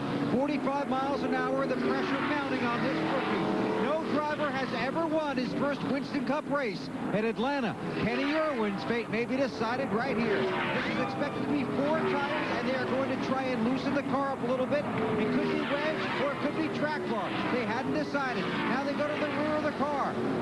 Right sides are on. They come around to the left. They put more tape on the grill trying to cover that hole. Up top. Jeff Burton has got a tough break. He's locked in behind Kenny Wallace's car, and he makes contact with Kenny Wallace. If he does beat Kenny Irwin out of the pits, Rusty Wallace beats him, Johnny Benson, and Wallace beats Irwin out of the pits. Wow. Benson trying to get by Rusty Wallace off the corner because they know it's for position. Here they go, trying to drag race out of the pits. Who's going to win the drag race to turn 3? Oh, Rusty just won't give it up. He has position. Can he stay there? That low side of the racetrack is the best place to come up on the left car, and then you go right on by on the outside. That was Ricky Craven. They're still side by side. And finally, Rusty Wallace will prevail. A great stop by Rusty Wallace and the Miller Genuine draft crew. Let's look at Jeff Burton now as he tried to get out ahead of Kenny Wallace. He accelerates. Kenny Wallace tries to turn away so he doesn't run in the back of his brother Rusty, and instead runs into the 99 car. Well, that is a big traffic jam. There is contact, and Irwin down on the inside. He really got hurt on that pit stop. Kenny Irwin lost a lot of time on that particular pit stop. Dick Trickle has stayed out there. He's leading the race. Now, he just pitted. Okay, he was leading. Kyle Petty's headed behind the wall. We talked about him a moment ago, running so good, having a good run. He's headed into the garage area. And there's his onboard cameras. He pulls back into the garage area. The cycle has completed pit stops, and Dale Jarrett is the leader of the race. with Bobby Labonte second, and Jeremy Mayfield, Jeff Burton, Rusty Wallace, and more on Jarrett from Jerry. Well, Bob, they are holding their breath in the 88 pits. Why? Because for the first time today, we have seen the right rear tire chunk on that pit stop. Not only was the outside shoulder, but the inside shoulder as well had chunks missing. There is the right rear tire that came off the 88 car. That tire ran 60 laps. He will have to run 60 all the way to the checkered flag, and he wouldn't have made it much more on that right rear. So what that means is we're going to see an exciting finish to this race. There could be tire wear involved. Dale Jarrett won this race in the spring last year, and boy, it has been a long, long time since a driver won back-to-back spring races here at Atlanta Motor Speedway. You have to go back to 1968 and 69. Back with more after this. How do NASCAR drivers relax after the race? They do a little fishing. Good fishing hole. Great fishing hole. You bet. I wonder why nobody else is here. Uh-oh. Fortunately, most drivers start with Excite NASCAR Select, the official battery of NASCAR, engineered to start high-compression engines that demand nearly twice the starting power of your car. Hey, who took all the fish? He did. Whoa! Excite NASCAR Select, because winter can be a real bear. Available at these stores.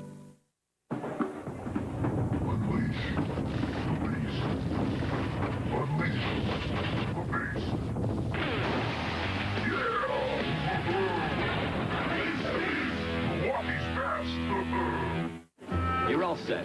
Have a pleasant flight. Great. Here you are, sir. A two-door spec. Spec? Our junior executive suite.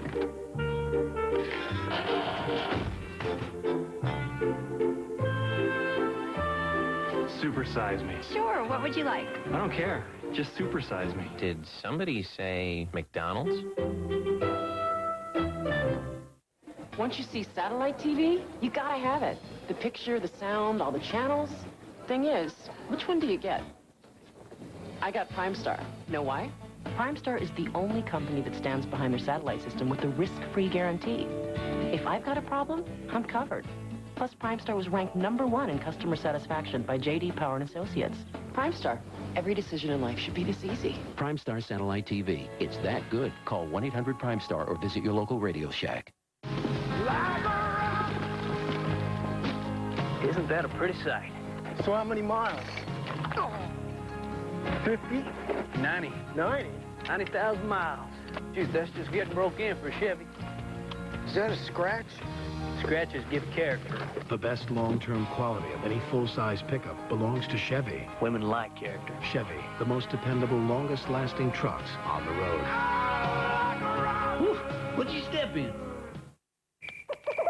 Unleash the beast. Unleash the beast.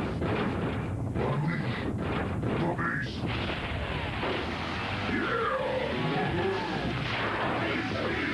Milwaukee's best. We welcome you back to the Primestar 500 at Atlanta Motor Speedway. Riding along with the Primestar car driven by Ted Musgrave. He's a lap down in 25th position at the moment. And ESPN's NASCAR Winston Cup coverage will continue on the 22nd. The race, the actual coverage of qualifying begins on the 20th, Friday, with Bud Full qualifying. The Diamond Hill Plywood 200 for the NASCAR Busch Series is on Saturday, the 21st. And then our happy hour coverage at 6:30 on ESPN2. NASCAR today at noon on Sunday, and then our coverage of the Trans-South Financial 400 from Darlington will begin at 12:30 Eastern Time. Well, what happened on the racetrack? I was busy with the It was about to be really a big deal with the leaders as they were running behind traffic. Dale Jarrett had been running behind Todd Bodine and the 41 car of Steve Grissom. And they come up, Todd Bodine comes up on Grissom, maybe a little bit of contact there. Jarrett had to really get on the binders, and look at Bobby Labonte come into the picture here now. He zooms up through there in the interstate battery of his Pontiac and passes Jarrett and takes the lead. Just like he was shot out of a canyon. And this is the first time that Bobby Labonte has led today. He becomes our 14th different leader. And remember, we told you all day when we came on the air, we told you how well Bobby Labonte does. And again, we see some raindrops on the camera lens. But Jeff Burton, let's don't forget about him. There he is. He got caught there in the pits, or had that little almost mishap there in the pits, and got behind a little bit. But he's worked his way back up to third now. He is definitely gaining on the leaders. We see that he's gained 0.6 of a second on the leaders. And look at that, 29.6 and the 30.1. Just how consistent they are. And folks, we saw that pit stop just a moment ago. And last year, over the years, we've talked about what an advantage is for the champion to get that first pit. Here, Kenny Irwin, he's in the first pit. And here's the line that they determine what the positions go for on the caution flag. Now, this is on the green flag. You see, Kenny Irwin moves. On a caution flag, he would be in front of every one of these cars back here. But since it's a green flag and they have the acceleration factor going for him, each one of those cars will pass him before he gets back up to speed. Which they can legally do. And because of that, Kenny Irwin, instead of... And Bobby Labonte's in that same heavy traffic, and he's about to get caught up. They come up on Ricky Rudd. And the car going a lap down is the guy who started second and led part of this race, Todd Bodine. He's 17th and a lap down. Kyle Petty is out of the race. Ray Dunlap. Well, he sure is, Bob. The Hot Wheels Pontiac had a pretty good run out there. Seems like it might be a Pontiac day, almost in position for a top 10 for you today. Yeah, but being in the top 10 is not a Pontiac day. You know, I hate it for Hot Wheels and for Players Inc. This was their special race, and for Sprint Prepaid Phone Cards, all our sponsor. That's back at Neil right there, Goldberg. That's the slow jab right there. But you know, for me, you know, it's still a Ford show. You know, it's pretty obvious that I blow a motor, and it's pretty obvious that this is a Ford-dominated race. And you know, I hate to stand here and whine about it, but quarter inch didn't really do much to him, I guess. Well, guys, over the years, Petty Engineering has 6 victories here. It won't be today, but those Pontiacs are running pretty good. Well, there's one out front right now, that's for sure. Bobby Labonte. Indeed, with the Ford of Dale Jarrett second, the Ford of Jeff Burton third, the Ford of Jeremy Mayfield fourth, and the Ford of Rusty Wallace fifth. So Bobby Labonte carrying the Pontiac colors here, maybe to victory. Back in a moment. How's the car, Dale? A little tight off. 0 cars moving up. Get them on the inside. Inside every member of Team Monte Carlo, there's a side that's kind of wild. Get another tire.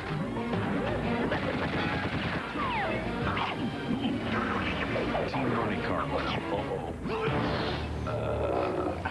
Animal. Pardon me. This year, they're hungrier than ever. Michael came onto the scene in IndyCars as a winner. I'm very proud of the fact that he's carrying on the Andretti name. I'll never forget the first really competitive pass that he did on me. We banged wheels a little bit, and he was gone. Adios, Dada. The Andrettis rely on the same Haviland Formula 3 motor oil you can buy right off the shelf. That's my boy. And for your cooling system, get Haviland Extended Life Antifreeze. How do NASCAR drivers relax after the race? They do a little fishing. Good fishing hole. Great fishing hole. You bet. I wonder why nobody else is here. Uh-oh. Fortunately, most drivers start with Excite NASCAR Select, the official battery of NASCAR, engineered to start high-compression engines that demand nearly twice the starting power of your car. Hey, who took all the fish? He did. Whoa! Excite NASCAR Select, because winter can be a real bear. Available at these stores. While these two trucks appear to be exactly the same, there is, however, one measurable difference. The brand of brake pads. Performance friction carbon metallic. The power to stop the best. Ask for them at AutoZone. This is joy. This is frustration. This is pride. This is humility. This is a sport that's about more than just winning or losing. In fact, it's a sport that's not so much about cars as it is about people. This is racing. This is NASCAR.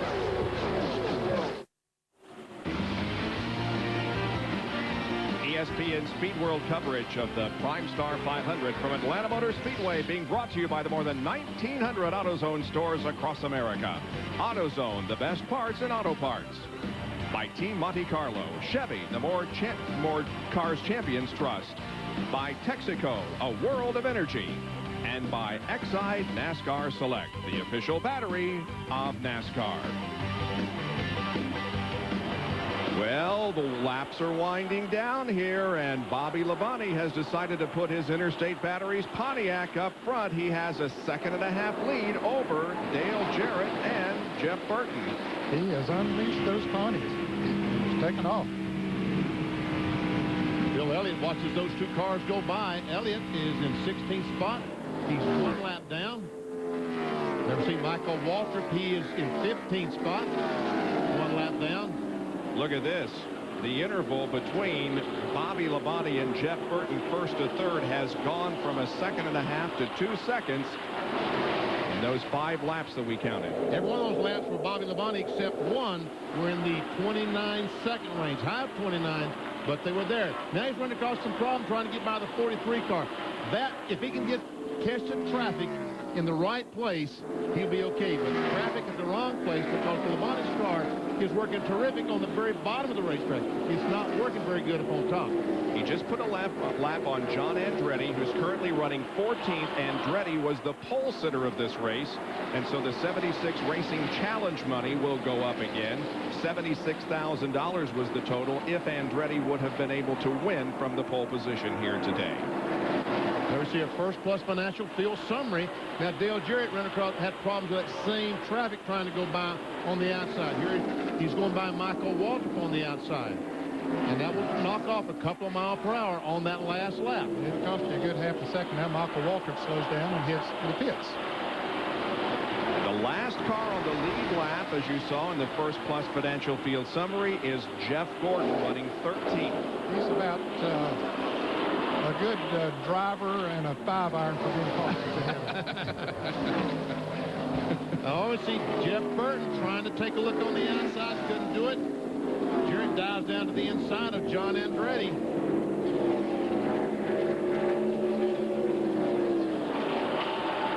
Last lap by, these two cars lost 3 miles per hour to the leader, Bobby Labonte. This time they were about the same speed. Coming up next, after our live coverage of this event, the 98 Newsweek Champions Cup Tennis continues live. We have a couple of really good players going at it today. Who's playing, Bob? Thank you, Benny.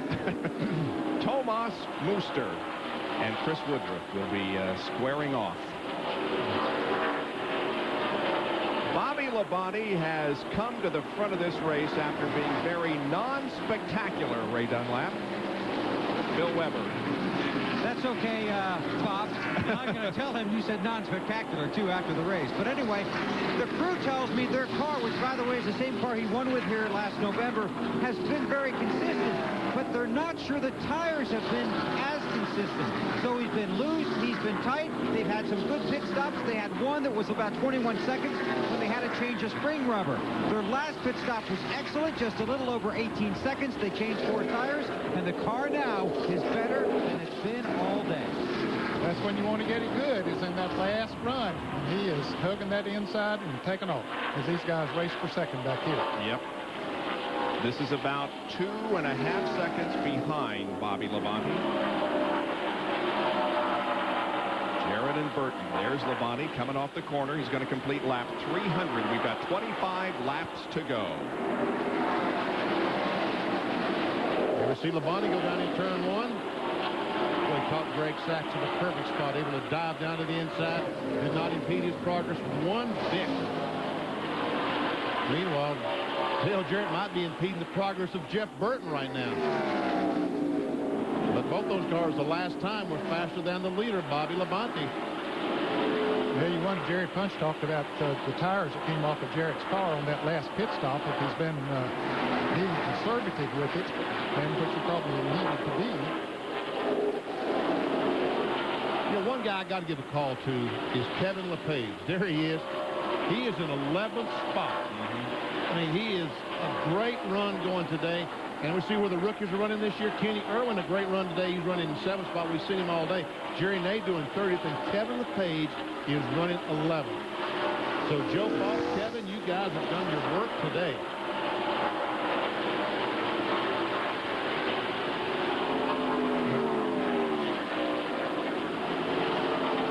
And another guy who's been up to snuff today is this fella, Bobby Labonte, Interstate Batteries Pontiac.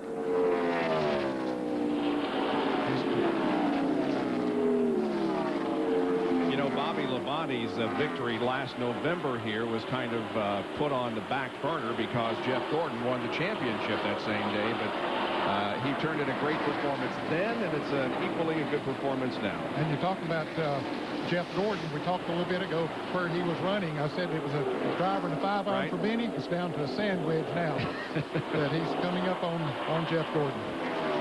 There we see the Jared Carr, Jeff Burton. Never see Jeremy Mayfield goes by. Here comes Rusty Wallace. Our points leader is in 5th spot. Good run going for him. On board with him.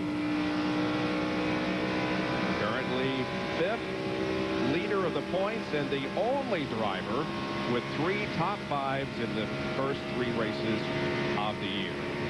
Now, points were awarded right now. He would have a 49-point advantage on Jeremy Mayfield, who would move into 2nd position, dropping Earnhardt down to 3rd, and Elliott and Gordon would also advance a position. Jeff up to 5th in the point standings, 124 behind, but Gordon is just about to be lapped. Yeah, it's a cutaway now. Yeah, it's a short cut. Yeah. And right now, he might be fast enough to impede the progress of Bobby Labonte. And I tell you what, those guys don't mean too much. I'm talking about Jarrett and... No, I didn't slow him down too much. Here he goes on the inside of Gordon. Talking about Jarrett and Burton. They're closing, folks. Hang on. This is not over yet. We only got 20 laps to go, and it is anybody's race. Right now, Bobby Labonte has the lead, but there's how close 2nd place Jarrett and 3rd place Burton are. Will Joe Gibbs get another victory here at Atlanta Motor Speedway? When we come back, we'll answer the question. Giants, schoolers, diamonds, slacks, dogs, hearts, flyers, outsiders, methods, stars, WCW, NWO, outside stars! Kick, smash, fly, trash, punch, throw, bash, it, rules, are for fools. It's WCW, NWO, outside stars! Sunday, March 15th, live and only on pay-per-view. It's a no-holds-barred event on Cox Cable. Hi, I'm Mike Joins from the law firm of Joins McCarry. If you're trying to handle a Social Security, workman's compensation, or a personal injury case on your own, the monster of never-ending red tape can swallow you whole. At the law firm of Joins McCarry, we're available 24 hours a day. We offer free consultations, and we'll even come to you. If you're call Joins McCarry. Call Joins McCarry. We'll fight for you. Yeah, my name is Rick. Everybody calls me the Rick. You know, a lot of people make fun of sports enthusiasts. You know, they say, you know, you got to read, you know, like go read some Kafka or something. I look at it as, hey, I don't know to read. I don't have to go read some book about a Cocker Spaniel, a guy who turns into a Cocker Spaniel. Cockroach? Is it a cockroach? Whatever it is, you know. See, that's what I mean. Whatever the Kafka, I've heard about him. Hey, I'm going to McDonald's. You want anything? Yeah, give me a Big Mac and fries. Hey, did somebody say McDonald's? Coffee and a cheeseburger. Number 3, and supersize it. Larry, cheeseburger, apple pie, Coke, and you have call line 7. Larry, fill in the mailroom. Look, we need 4 Big Macs. Could you hurry, please? Thanks.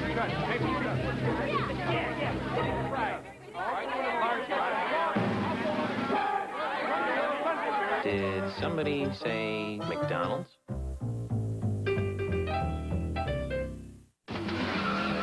In racing, the engine is everything. What? It's the driver. A driver will never see a finish line without a great engine. The greatest engine will never see a victory lap without a great driver. At least they agree on Haviland Formula 3 motor oil, the same oil you can buy right off the shelf. And also try Haviland Extended Life Antifreeze. The engine's the first thing to the finish line. Not in Indy cars.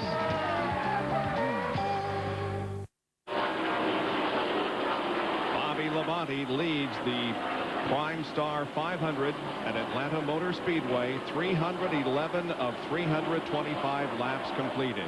We're following Bobby around the racetrack from the Pennzoil Copter Cam high above the facility here. His advantage is about 2.5 seconds over Dale Jarrett. Now more like 2.8 and 3.5 over Jeff Burton. That was Robert Preston, the next car. And there we see Jarrett come off the corner. We see Jarrett has put some distance between himself and Jeff Burton. I tell you, catching traffic the last few laps while we're on the break, Ned and I watched the cars going, it's been so critical where you're able to catch these cars. As we see Bobby close in on the back bumper of his brother Terry, and Terry's going to let him have the line down to the inside, and that did not slow him down a bit. Boy, we're seeing history repeat itself. Bobby Labonte has won 2 of the last 3 races in Atlanta. Both times, Jarrett's finished second. That's exactly the way they're running here at Atlanta with now less than 12 laps remaining.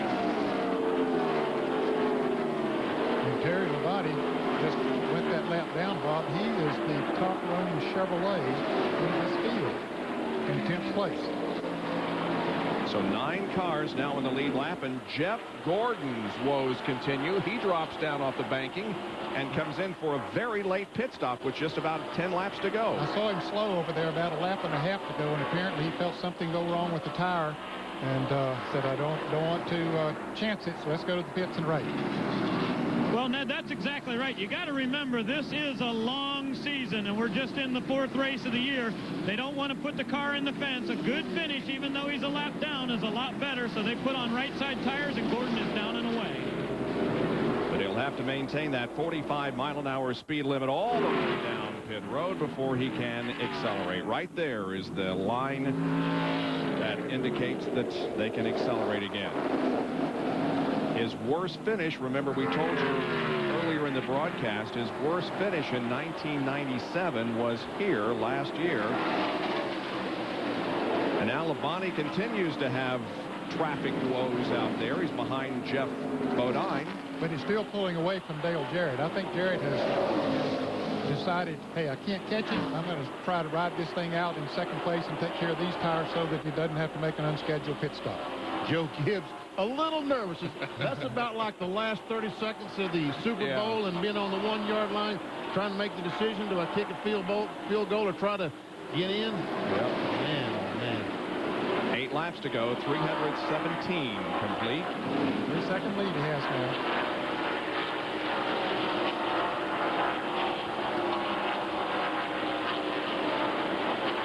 The 2 and the 90 have raced together a lot this afternoon. That's Rusty Wallace running 5th and Dick Trickle running in 6th position. They've raced a lot all their life because they both used to run ASA, and Rusty and Trickle both tell the story about when Rusty first started. He called Trickle to find out what the setup was for all these tracks. And Jeff Burton is falling off the pace. Still in 3rd position, but not. I think probably his tires are gone. Is there smoke coming from that car? Somebody said they thought there might be. Can't see anything right now, but I think it's tires that have slowed him. He's trying to hang on because Jeremy Mayfield is about 2 seconds behind him with 7 laps to go. Here comes Jeremy Mayfield off the corner. Yep. We understand it is tires. Mark Martin just brushed the wall. And he's coming into the pits. With 6 laps to go, and Martin has to make a unscheduled pit stop, probably for a tire change. Mark's had a tough day here today after one of the biggest days of his career last week at Las Vegas. See, the right rear tire is flat, actually flat on that car. He's just thankful to get it back to the pits. Yeah, in one piece. Oh, When it rains, it pours down. Now they got to somehow get the jack back around the car. Those green rims that they're putting on there, those are from Chad Little's. And off the, oh, look at this. Dick Trickle has passed Rusty Wallace. And that moves him to 5th position. Trickle's best finish this year was last week at Las Vegas 16th. And now Wallace takes the spot back. Now, Trickle is slowing down, isn't he? No, I guess not. Thought he was. I tell you, there's a lot of cars out there with tires that are getting very worn right now.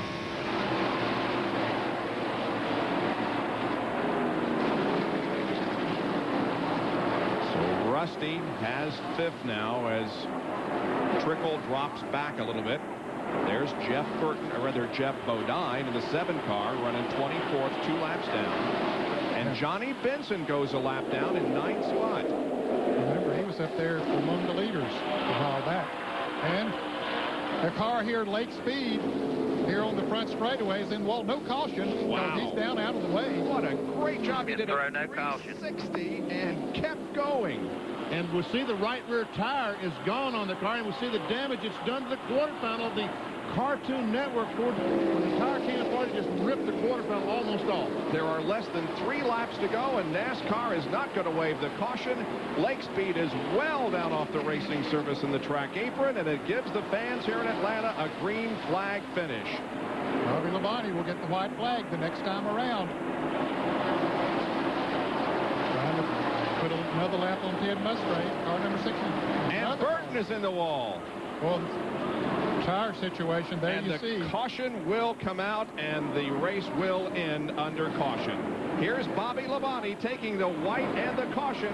He's going to win his 6th NASCAR Winston Cup event and his 3rd at Atlanta, and the Prime Star 500 will end under caution. I don't think the pace car is even going out to pick up the field. It's sitting on the end of pit road, but Bobby Labonte is on the backstretch. And look at Jeff Burton's. Well, that was the 2nd incident. Here's the 1st, Lake Speed, coming off corner number 4. You see the right rear tire, and he goes up, smacks the wall. Now, as the tire starts coming apart, it will just disintegrate. Round he goes. Well, he didn't do a 360. He did a half spin, but he gathered it in and drove on. And here comes the checkered flag, and it's official as Bobby Labonte has won here at Atlanta, his 2nd straight win. He's won 3 of the last 4 Atlanta races. Bill? Jimmy Maycar, I talked to you on Sunday morning. You said it's not the Pontiac, it's the driver that does so well here, and he did it again. Yeah, I tell you, it's true. I mean, that little boy can drive a race car when it comes to a lot of racetracks. He's a great race car driver. This is one of the places he has fun driving, and we have fun with this racetrack. It's probably our most favorite racetrack. It's been mine for a long time. You know, things just came together for us when they needed to. We struggled a little early. The car wasn't quite right. It was a little pushy, and then it was a little loose, and so we just kept dialing around with it, and good Lord blessed us that there at the end we got the combination right, and we were able to do what we had to do. I teased you yesterday about waiting to the last race of the season to end. This year, last race of the season to win, and this year you did it early. Yeah, boy, that's a good feeling. That really is. I mean, it takes, like I told you, it took a lot of pressure off right now. I mean, you know, we're putting that pressure on ourselves to win. We got that over with. I'm hoping this is just the first of a few for this year for us. It's the first one for sure. Bobby Labonte wins again in Atlanta. Here are the results now. The yellow arrows indicate drivers who led a lap, and the double arrows beside Kenny Irwin's name indicated that he led the most. And look at Kevin LePage. He was in the top 10, had to make a late stop for tires, dropped down to 14th, 2 laps down. Dale Earnhardt finished in 13th. And Jeff Burton has got out of his car and is on the racing surface. Yeah, he drove that car around a couple of times with all those sparks flying, and he brought it across the start-finish line here the last time to be sure he got scored that lap, and then he got down there in turn 1. I guess that's about as far as it would go. We had 14 different leaders in this race and 29 lead changes. Here are the updated NASCAR Winston Cup points. Jeremy Mayfield moves to 2nd. Then it's Earnhardt, Elliott, Terry, and Bobby 5th and 6th. Jeff Gordon down to 7th. Then Mark Martin, Bobby Hamilton, and Jimmy Spencer, the top 10 in Winston Cup points after the 4th event of the year. Bobby Labonte has circled the track and is headed down pit road and into victory circle. Well, this kid is good here, isn't he? He sure is. I mean, last fall, his performance was flawless, and today it looked like early on he had some problems, but at the end, he was definitely the man to beat. In 7 races here in the number 18, he has 3 wins, a second, and a 4th. This win comes in his 161st career start. And Pontiac rolls into a NASCAR Winston Cup victory lane for the first time in 1998. Here's Jerry Punch. Bobby Labonte in victory lane. Pontiac wins in Atlanta, and Bobby's trying to get unhooked. Hey, Bobby's smiling. Congratulations. Man, that was awesome, man. This thing, oh, man, I couldn't believe it. We weren't very good there for a while, but I tell you, this thing, these guys did a great job. I mean, they just worked so hard. I like to thank everybody, Interstate Batteries, Shell Oil, Coca-Cola, Easy Care. I'm going to miss somebody. Husqvarna, Pontiac, Goodyear had a great tire today. I knew last year, I was hoping we were going to win one before the last race last year, and I don't think we ought to have any practice anymore. Hey, I got to say hi to my wife, Donna, and Tyler and Madison. They didn't make it this trip. All right, Bobby Labonte victorious for the 6th time in his career. Bob? Congratulations to Bobby Labonte, who has won our rain-delayed show. Coming up is tennis. This has been a presentation of ESPN, the worldwide leader in sports. Now let's go to tennis. Okay, Corky? Yeah, you got it, man. To navigate around those confusing, long-winded, long-distance offers. That's why Cox Communications is giving you a direct line to hassle-free long distance with Cox Long Distance by Frontier. Save with your choice of the 2 best calling plans, and you'll enjoy great savings just for being a Cox Cable customer. That's Cox Long Distance by Frontier, your direct line to simple long-distance savings from Cox Communications. Call today. Want to build customer loyalty? We've got customer loyalty. We've got sports nuts, movie lovers, infomaniacs, and cartoon fanatics. We've got networks that talk to moms, teens, men, kids. From Main Street to Madison Avenue, more advertisers are turning to cable. Want to build your brand of business? Check out our brand of TV. Cable TV. America's sold on cable. Hampton businesses are sold on cable rep advertising. Call 873-1366 today. For the Bassmasters on TNN Outdoors.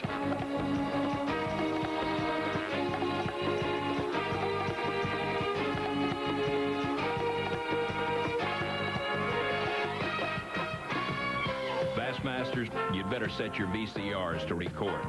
For in the next 30 minutes, you're going to learn one of the most tightly held bassin secrets of all time. We're at Lake Sinclair today in central Georgia for the Bassmaster Georgia Top 100 tournament. We're here at the time when the peach blossoms are in full bloom. This 15,300-acre impoundment on the Oconee River is unique in the annals of bassin history.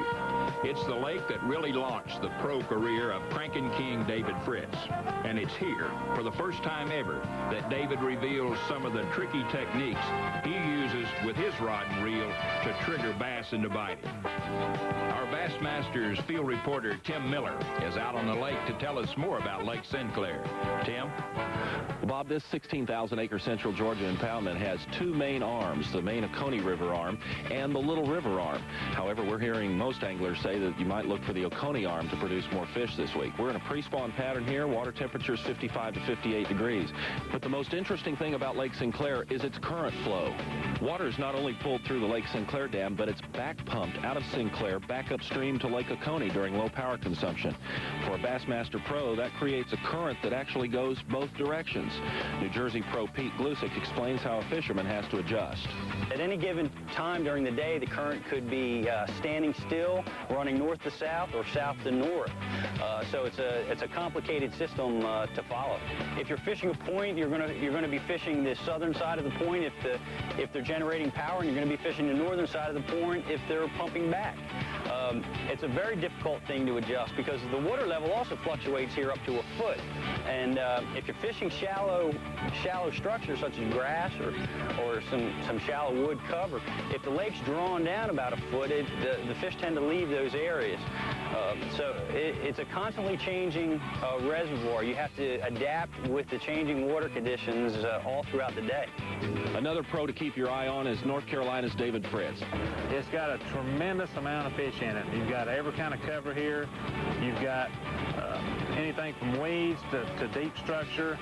You've got dirty water and you've got clear water. So it's got everything that a lake has to offer here. One of the key patterns, you know, in the spring, it's really my first trip here.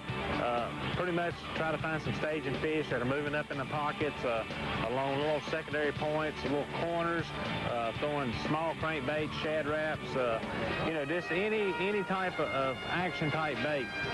You know, conditions are pretty bad right now. We've got high and muddy water, and that makes it for a tough tournament. A lot of times it's hard for the fish to see your bait. You got to slow down a little bit. And if I was to pick one thing to fish, almost any time of the year, it'd have to be either a point, whether it be a secondary or a major point.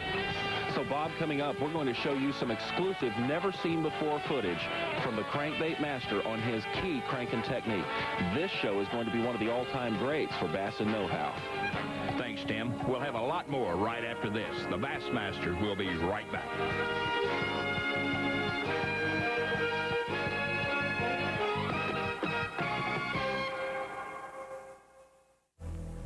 There are sportsmen who don't know the meaning of rain delays, who brave the dark and the chill because they have to. They battle opponents whose blood runs cold and who sleep with their eyes open.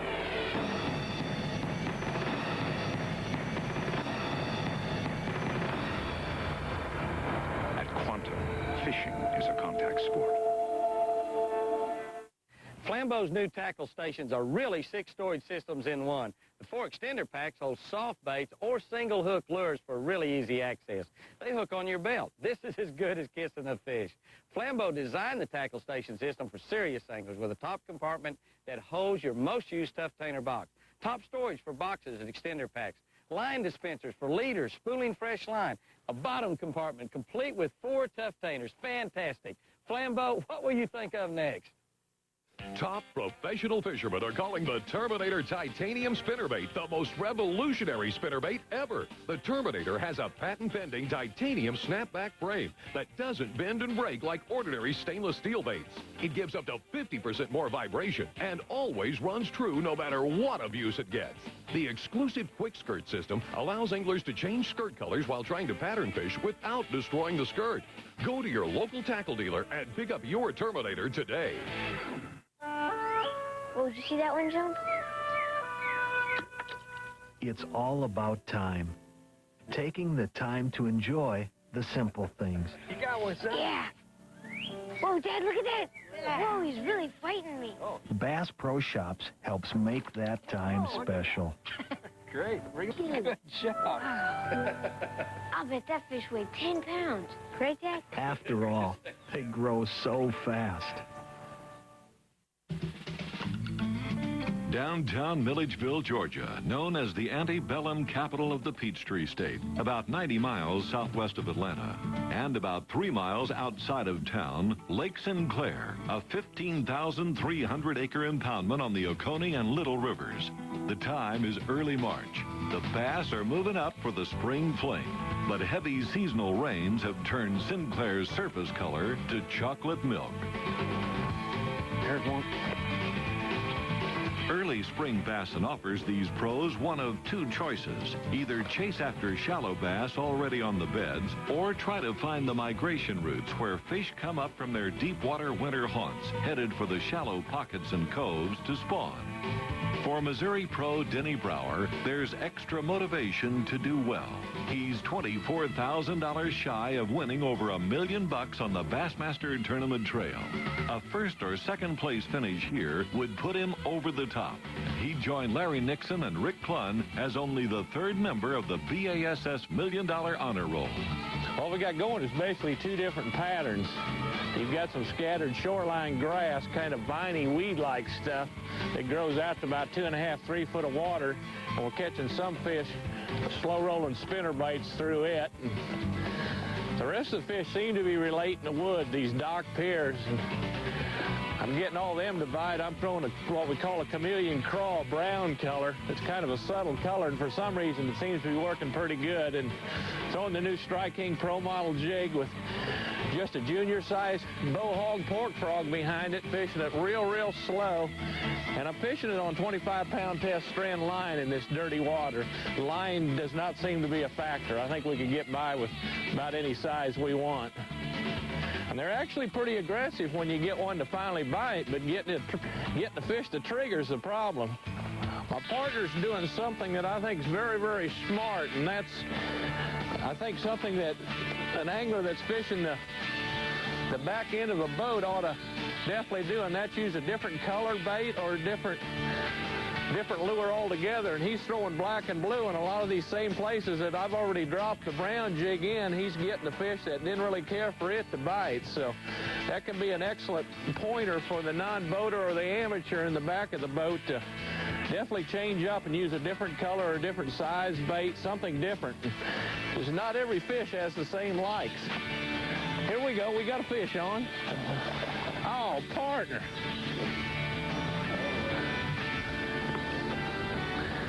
They're biting, Bo. It's going to haunt you the rest of your life. They're going to show it over and over and over. Across the lake from Denny Brower is North Carolina pro David Fritz. He's located an underwater island that offers a combination of structure all in one spot. I'm fishing some flats going into these pockets, and these fish are staging up on these flats. Basically, where I'm sitting in 10 foot of water, throwing in about 5 foot. So it's a lot shallower than I'm used to fishing here, and that's where the fish are migrating. They're coming up on these bars and they're going back in the pockets, and that's the way they're headed. And you know, that's my favorite type of pattern is to find the migration routes of where they're going to spawn, pre-spawn pattern. Trying to stay in the wind as much as possible. A lot of times wind pushes the shad around and makes the fish a little more active. I'm throwing a medium running crankbait. Basically a couple different ones. One of my main baits is a number 5 down deep Rapala. You notice that I've been sitting here and I've been fishing a while and I hadn't caught any fish, and all of a sudden, boom, boom, boom, boom, I catch 3 or 4 in a row. And that is, you know, those fish are sitting there, and you got to figure out how to trigger those fish to strike. And that's what I'm trying to do. I keep changing crankbaits a lot of times, and I keep changing the way I'm winding it. Even though it looks like I'm just winding my bait in, I'm doing different things, but trying to key the fish in. Once I get one to bite, then it's all over with. I can catch them. And catch him he did. David Fritz takes the early lead in this Georgia Bassmaster Top 100 with a 5 bass limit of 15 pounds 6 ounces.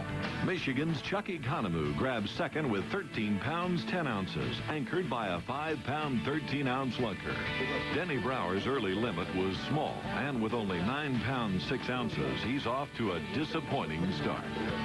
Coming up next on the Bassmasters, we'll pick apart David Fritz's pattern and show you some cranking secrets that have never been told before.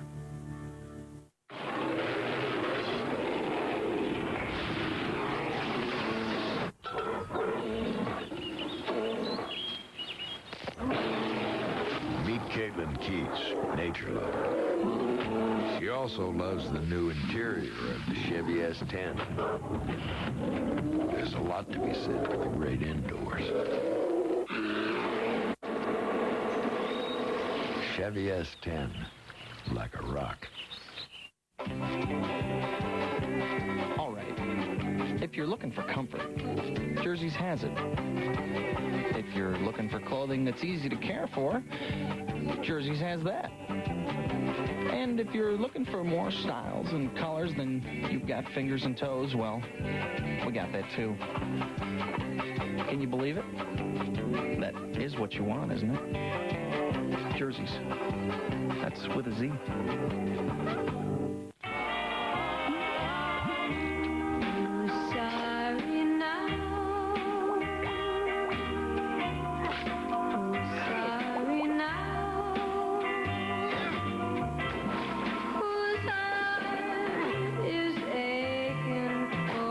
Don't just break your line, they break your heart.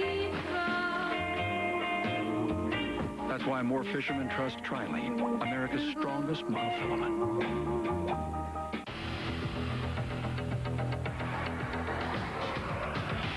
We've cut our teeth on America's toughest tournament trails and never stopped hungering for perfection. The Ranger Comanche Series. You've waited long enough. Drop the throttle, raise your standards, and unleash the power of a genuine American legend.